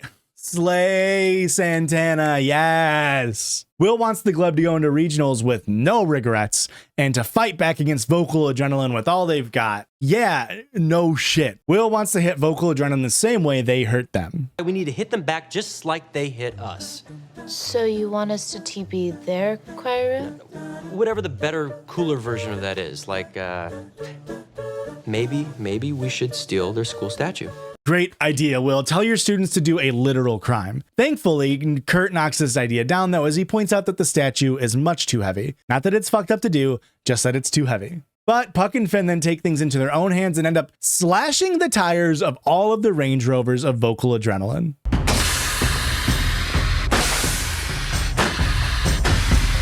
Cool. Minus 400 points to both of them. Sue, Shelby, Will, and Figgins meet with Puck and Finn to dish out the consequences. Interestingly enough, no police are involved. Figgins tries to expel Puck and Finn, but Shelby doesn't want to press charges. Finn and Puck say, oh, don't worry, we'll just get jobs to pay to replace the tires. They think they can do this in 1 month, but as Shelby points out... Those were gifts for our win at sectionals. That's 200 times 26 times 4 equals...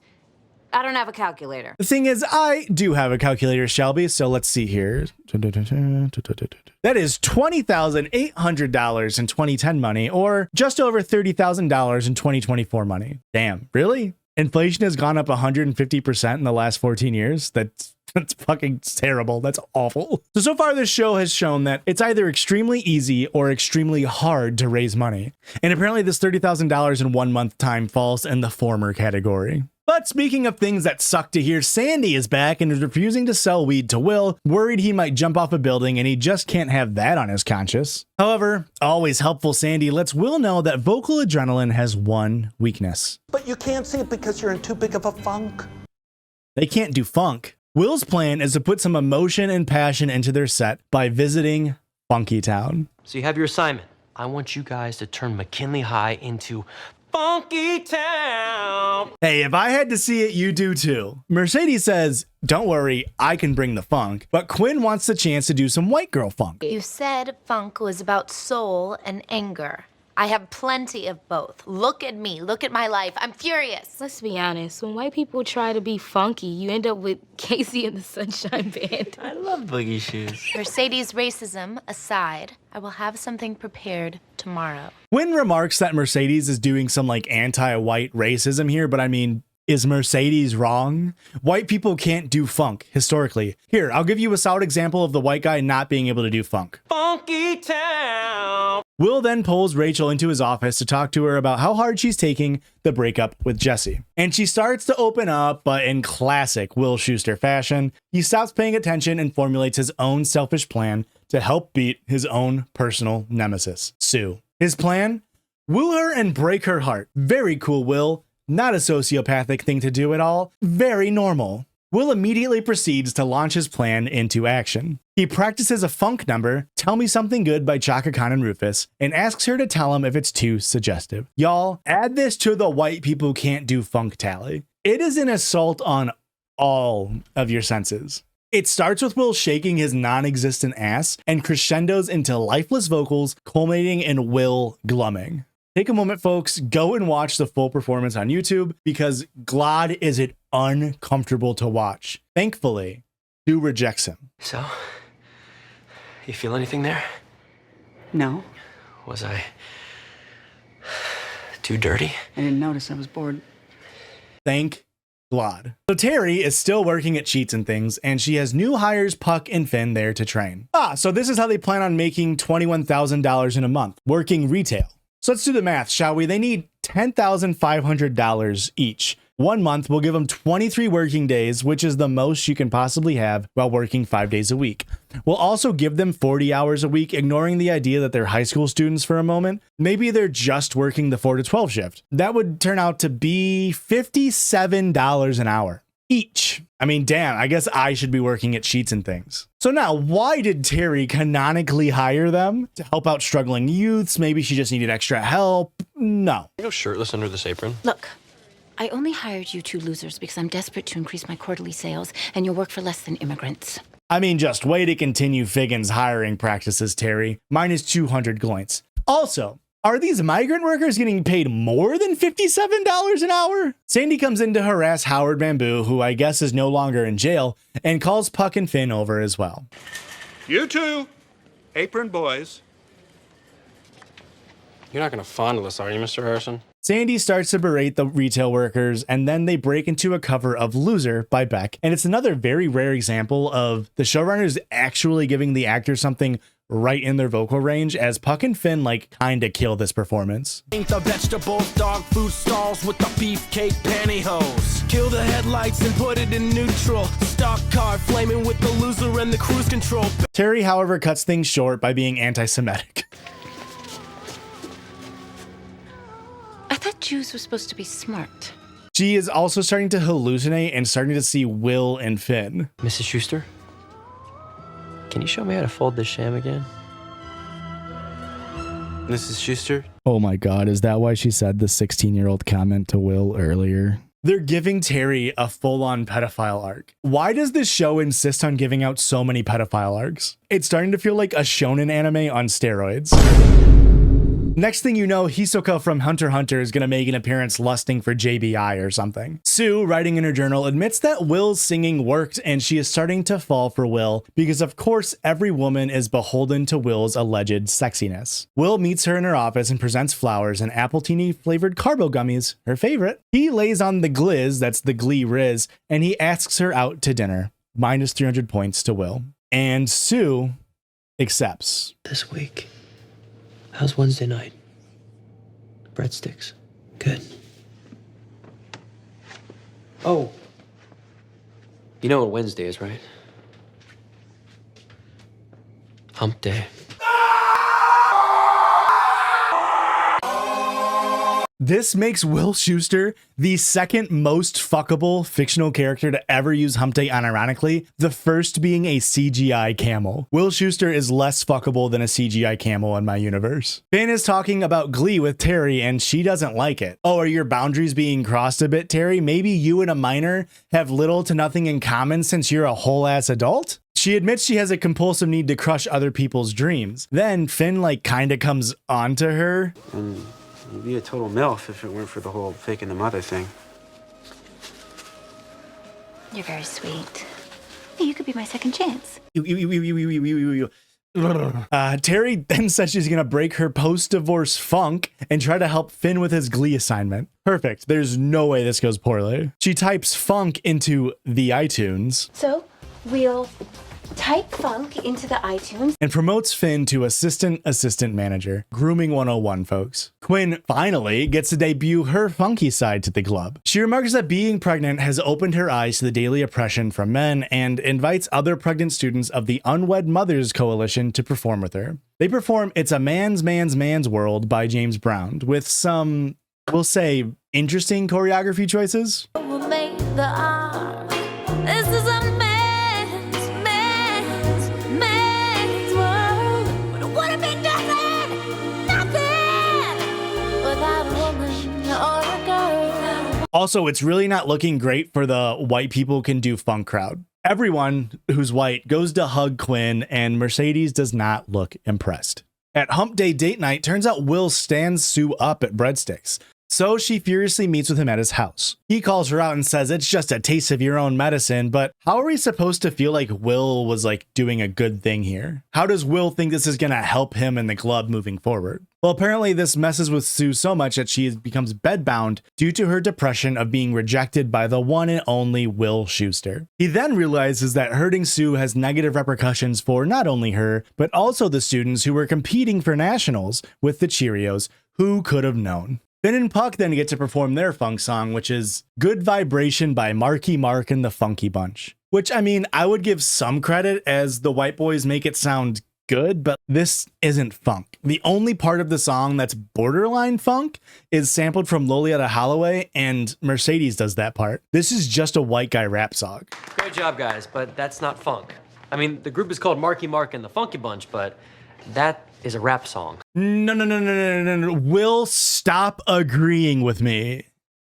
Or am I agreeing with Will?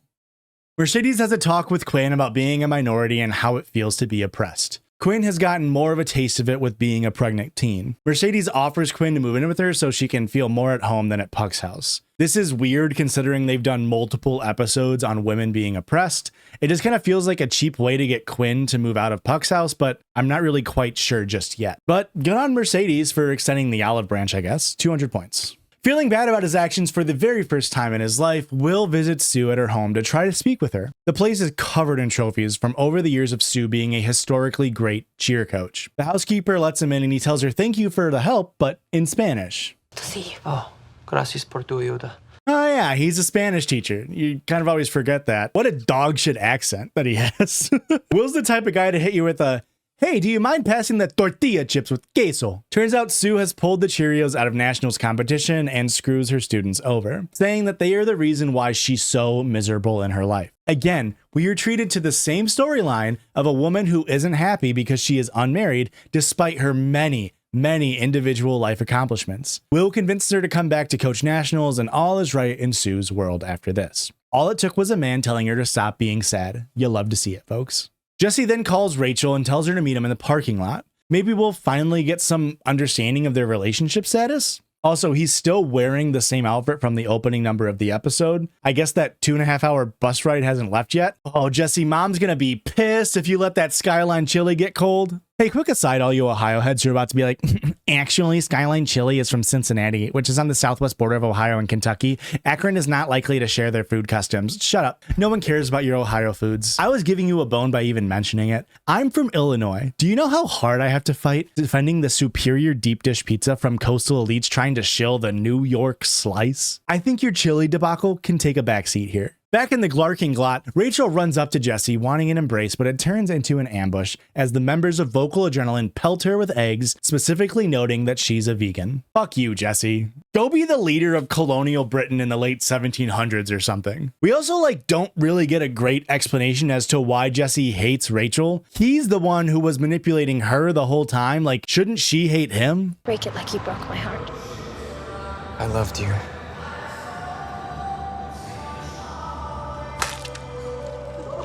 The club vows to get revenge for Rachel's attack, but Will calms them down. He instructs Rachel to call Jesse and tells him to have Vocal Adrenaline meet them in the auditorium on Friday. In Sueville, it turns out the Cheerios won nationals. Sue has the trophy brought to the middle of Will's apartment and gives him an ultimatum. Either have the trophy installed in the choir room to perpetually remind him that he's a failure, or choice number 2. And what's choice number 2?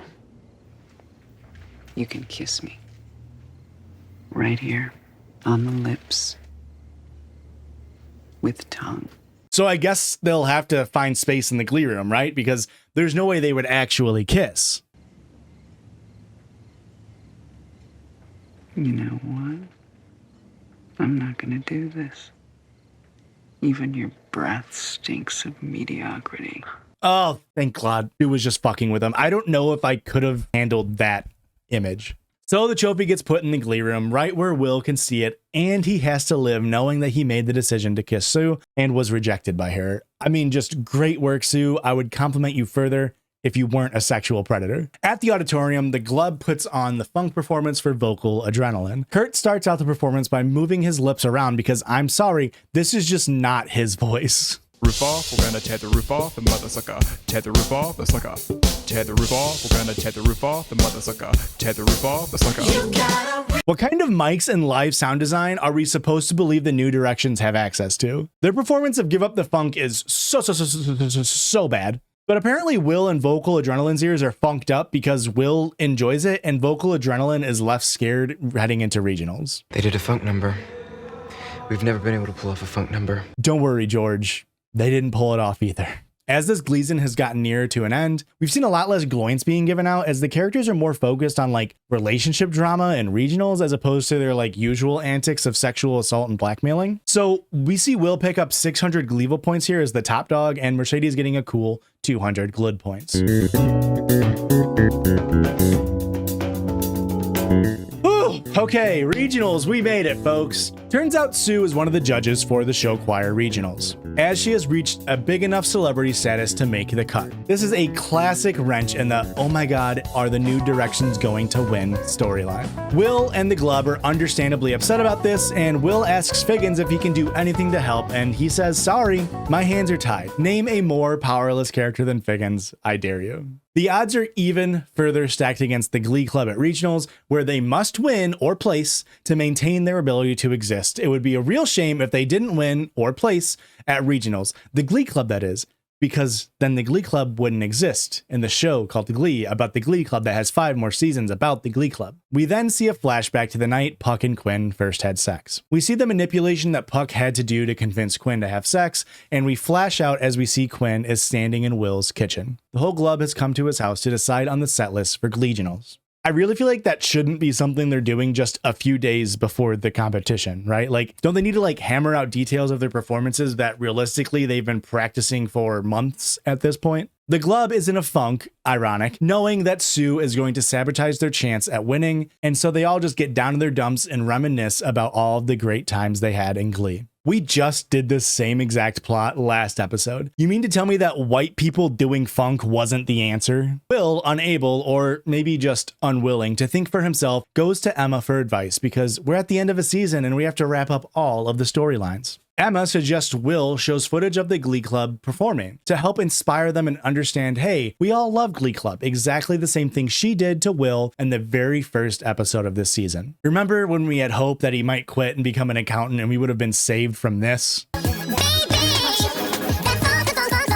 And this. Funky town. Emma is just too nice to Will. I mean, he doesn't deserve an ounce of the nicest that she is showing him here. You want to know how I know that's true? Because Will responds to this golden advice like this.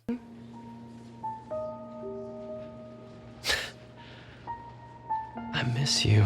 Keep it in your pants, Will, for like 10 seconds. Emma drops the news that she's actually seeing someone, her dentist, Carl Howell. And Will is like super respectful and happy for her. And is this joke set up getting old yet? Here's what he actually says. You two haven't... Sorry, I'm sorry. That's right. He asks her if she's dentaled his hygiene till he's howled. Will leaves upset for some reason. Like, you cheated on her twice. You had your chance. Like, maybe it just wasn't meant to Glee. As he's driving away, Don't Stop Believing comes on the radio and he pulls over to cry and feel his feelings that he pretends to have. You get this sense that you're supposed to feel bad for him right here, but like, let me check the leaderboard. Yeah, no, he's still a Glee's of shit. Ben goes to talk with Rachel and gets upset with her for failing as Glee Club captain and bailing on the rest of the kids. She responds by kissing him and they smile, staring at each other. The power couple is back, baby! They then go back to the Glub and just absolutely beaming, they walk in and Will asks them, take a seat with the rest of the students so I can say something first. 9 months ago, there were 5 of you in here. And we sucked. And we still suck. A lot. I mean, did you hear that funk episode? Funky town. He talks about how someday this will all be like a distant memory, but right now he wants to make the most of the moment and to give it the best shot they can. You know, the exact same thing he said last episode. His plan? I'll just let him explain it. We're doing Don't Stop at Regionals? And then some. We are doing a journey medley. Because who cares what happens when we get there? When the getting there has been so much fun. It's all about the journey, not the destination. Hey, at least that's better than that lame ass you can't always get what you want line from sectionals. Then we flash forward to regionals. The place is just a buzz with attendance filling each and every seat. We are then introduced to the 4 judges one by one. First, Josh Groban. Wait, who's Josh Groban? Who is Josh Groban? Kill yourself. Second, Olivia Newton-John. Third, local news anchor Rod Remington, and fourth, of course, Sue. The first performance of the night goes on and they're mashing up Olivia Newton-John and Josh Groban. Wait. I know who Olivia Newton-John is. She's the person who actively stole money from Gene's assisted living home. Who is that second person? Josh Groban? Who is Josh Groban? A platinum recording artist 20 times over, the inimitable Mr. Josh Groban. The Glub is upset that very obviously the other teams had been tipped off as to who the judges were going to be, and Will gives them one last inspirational speech before they go out. Besides, we have got something that the other groups don't. What? Finn's dancing. Oh my God, they're so fucking screwed. So Rachel and Finn are preparing to start their performance, and Finn tells Rachel he loves her. Break a leg? I love you. Ladies and gentlemen, our second competitor. They do the exact same bit from sectionals, with Finn walking down the aisle of the auditorium singing the opening bars of Faithfully by Journey, and Rachel soon does the same. They run to stage and join the rest of the club and finish out their number. The crowd goes crazy as they start the next song, Any Way You Want It, mashed up with Lovin', Touchin', Squeezin'. Crowd loves it. I meant it. The only thing I enjoy mashed up is my potatoes, and that joke is so bad. Should be arrested for the crime of sucking. Then, of course, as certain as me putting the letters GL in front of any conceivable word, the club starts their performance of Gloint Glop Gleeving. And surprise, surprise, the room full of white people from Middle Ohio love it. What happened to adding funk to beat vocal adrenaline? Wasn't that the whole plan an episode ago? Regardless, the club is super excited about their performance and believes that they have a chance to win. Now, as they are heading back to the green room, Quinn is stopped by a familiar face. Her mom. Turns out Mr. Quinn's dad has been cheating on her with someone else. She wants Quinn to move back home, and this would be a pretty important news, but it's immediately shadowed by Quinn's next line. Oh, sweetie, say something. My water just broke. But that stuff is boring, so let's get a quick glimpse at Vocal Adrenaline performing their rendition of Queen's Bohemian Rhapsody. Is this the real life? Is this just fantasy? Now I'm going to prepare you for one of the greatest moments in television history. Because while you might think they'd just show Vocal Adrenaline for a bit and then cut to the other boring, less important, not significant storyline of Quinn giving birth, we get treated to a mashup of Queen and Quinn. Put a gun against his head, pulled my trigger, now he's dead. Puck, Mercedes, and Quinn's mom are present, helping Quinn through contractions, while Jesse does the Fandango Scaramouche. The rest of the club is waiting in the waiting room for any news, while Vocal Adrenaline will not let you go. And Quinn becomes a Mamma Mia, while Jonathan Groff Mamma Mia, Mamma Mias.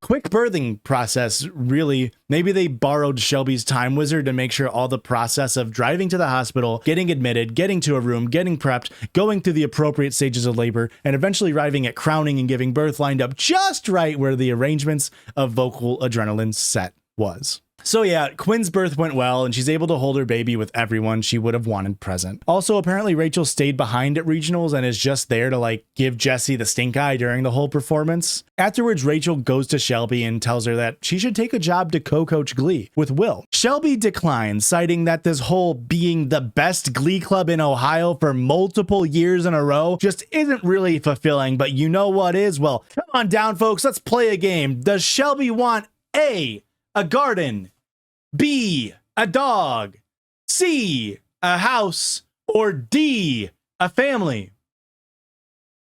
If you guessed E, all of the above, congratulations, 10,000 gloints to you. I need some balance, you know? I need a house and a garden and a dog, a family.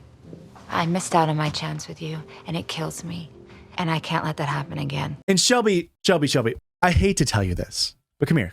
You could have a family with Rachel, your daughter. That's a possibility. But no, Rachel leaves and then throws it in Shelby's face that Quinn just had a baby daughter, something that Shelby will never be able to have. In the judges' room, we see Olivia Newton-John wanting to give first place to the team that covered her song. The news anchor guy just kind of stands there while this other guy, Josh Groban? I'm sorry, who? Who is Josh Groban? Should be arrested for the crime of sucking. He mentions that he really liked New Directions, but Olivia disagrees. I thought they had a lot of heart. Heart? Oh, please. Talk about blatant tokenism. That whole, we're inspiring, we're a ragtag bunch of misfits thing is so 2009. Sue is super happy to get on board with Olivia Newton-John, but as she continues ragging on the Glubs, Sue's got some pushback. Nets have no place in show business. Come on, they're just kids. That's no excuse. By the time I was 14, I'd already formed a band. When Josh Groban was their age, he was already in the Mickey Mouse Club or something. Oh, as the only educator here, let me point out that not all kids are afforded the same opportunities as others. Sue points out that not everyone is afforded the same opportunities in life, and Olivia Newton-John pushes back yet again, citing that some people just aren't talented, and then makes a huge mistake. she insults Sue. You think you're a celebrity. You're not. You just try hard, that's about it. Olivia Newton-John has a valid point here. You have a lot in common with those kids at your school, Sue. Underachievers with delusions of grandeur. The news anchor and Josh Groban join in on being like, hey, why is Sue here? And then Olivia Newton-John hits her with the line to end all lines. I'm an internationally ranked cheerleading coach. Who lives in Ohio? When this is done today, Josh and I are flying back to L.A., first class. You'll be staying here, just like those kids. I think we've all made up our minds. L plus bozo plus you're white plus Ohio plus you're poor get shit on, Sue Sylvester. Oral intensity, yes, another sex joke for a team full of teenagers, win runner-up. And so now it's between Vocal Adrenaline and New Directions. If New Directions win, Vocal Adrenaline will go home with their tail tucked, losing both Idina Menzel and Jonathan Groff. However, if Vocal Adrenaline wins, that means the Glee Club failed to place because third place doesn't exist in this world and will have to disband forever. Meaning, no more show. Maybe the next 5 seasons are about a different Glee Club, or maybe it's like an anthology series, or maybe it's a Gleequel. Well, let's see what happens. And now, your 2010 Midwest Regional Show Choir champions.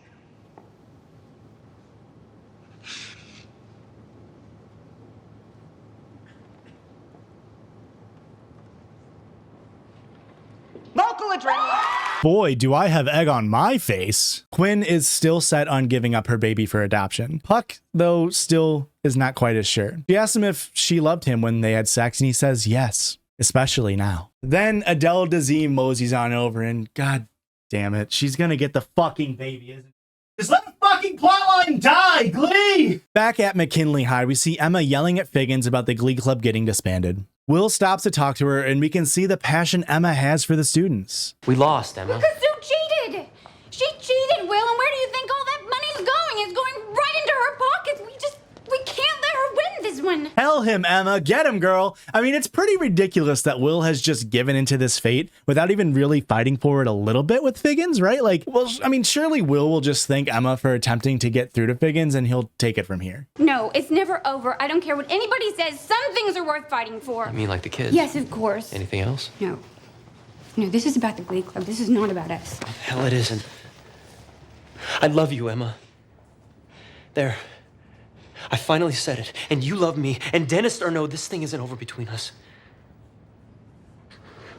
Ew, what the fuck? Can someone please arrest this man? Rachel comes up and interrupts them, unfortunately not to take Will to the police, but to take him instead to the Glee Club practice room. The students all express how much they love Glee and everything that it has given them. I don't care what the judges say. We won. Because we had you as a teacher. I don't think I would call that much of a win. The club does one last performance of To Sir with Love by Lulu to show their appreciation. Sue walks in and tears up, looking at just how much the students need and love Glee. As Mr. Shu is clearing out his belonging, Sue comes in to talk with him. Will asks one question. How did they not beat out Oral Intensity? She won't reveal to Will the voting process, but we see as viewers that Sue actually voted for New Directions to get first place. It was the other judges who put them in last. With one last monologue, we see Sue reveals her master plan. She spoke with Figgins.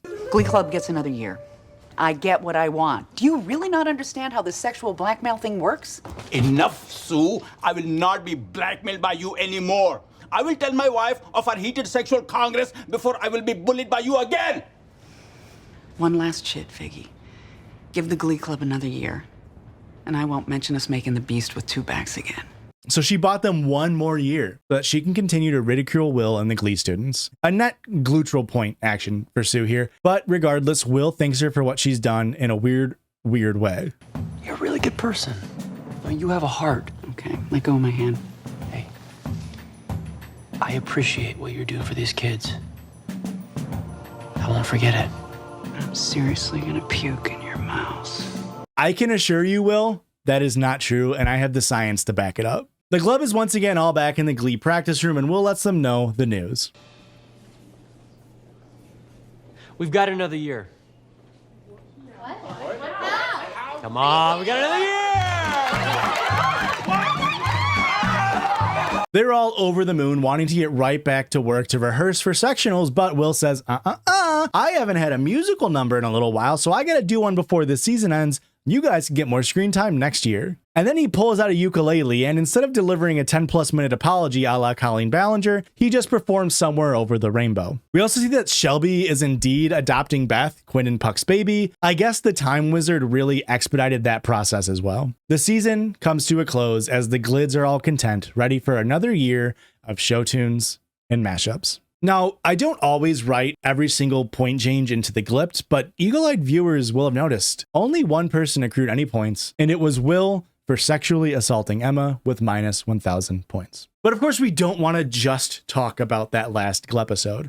Y'all want to see the leaderboard. You want to see who's Glotty and who's Gleiss, and don't worry, little Santas, you're about to find out. Last time we saw Will topping the Gleevil points, just beating out Sandy, with Artie and Kurt being the only Glid characters. Will these last episodes have a similar trend of only a few people ending up in the positive? Well, if you've made it this far, please remember to like the video and subscribe. It's the best way to know that Blake and I should continue with this series. And as I said in the last video, these take a very long time to make, so please, please, please, please show us love. But okay, enough stalling. In these 9 episodes that this video has covered, the leaderboard looks like this.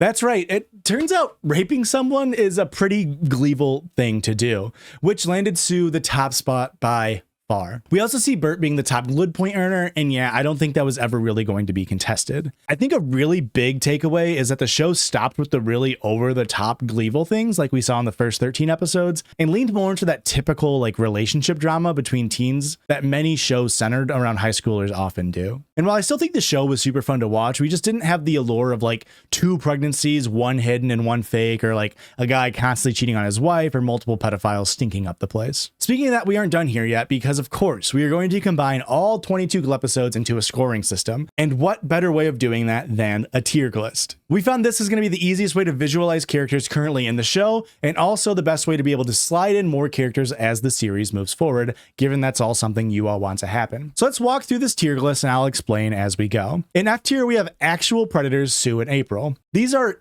Gleevil people either sexually assaulting adults, or in April's case, sexually assaulting students multiple times. Next, in C tier, or shouldn't be allowed within 500 feet of a school, these are people who I still don't believe are safe to be around others in a just society, but maybe just didn't take quite as Gleevil of actions. This is home to characters such as Will, Sandy, Terry, Figgins, and Jacob Ben Israel. Then we have the Gleesnubly bad tier. People in B tier, people who, while they do bad things, aren't like the worst of the worst and realistically could potentially redeem themselves by putting in the work. Puck is in the bottom of this tier, and Shelby and Jesse are at the top, with Brittany, Finn, Quinn, Emma, and Kendra sandwiched in between. Misguided actors are those who belong in A tier, people who realistically maybe just don't get as much screen time, but also, in Rachel and Kurt's case, are maybe just a bit self-centered and do minor acts that benefit themselves here and there. So that's where Santana, Rachel, Tina, Ken, Kurt, and Mercedes lie. Then we have S tier, the holiest of holies,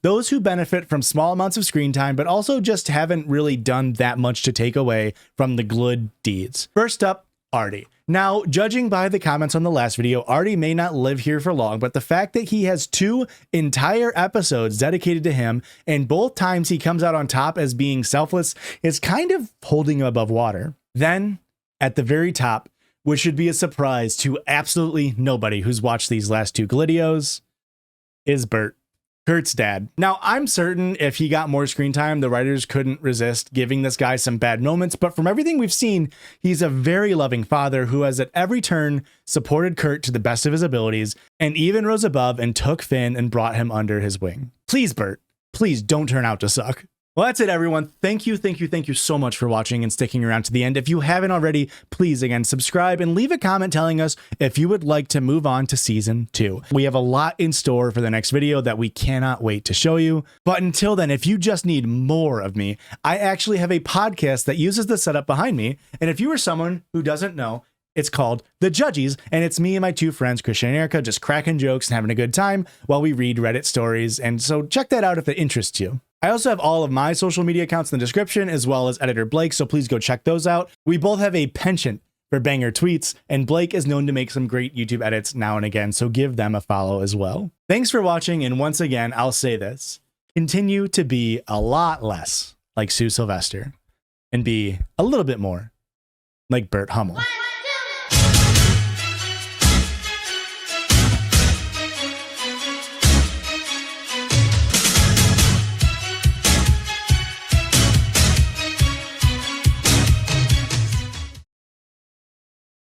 Boy, do I have egg on my face.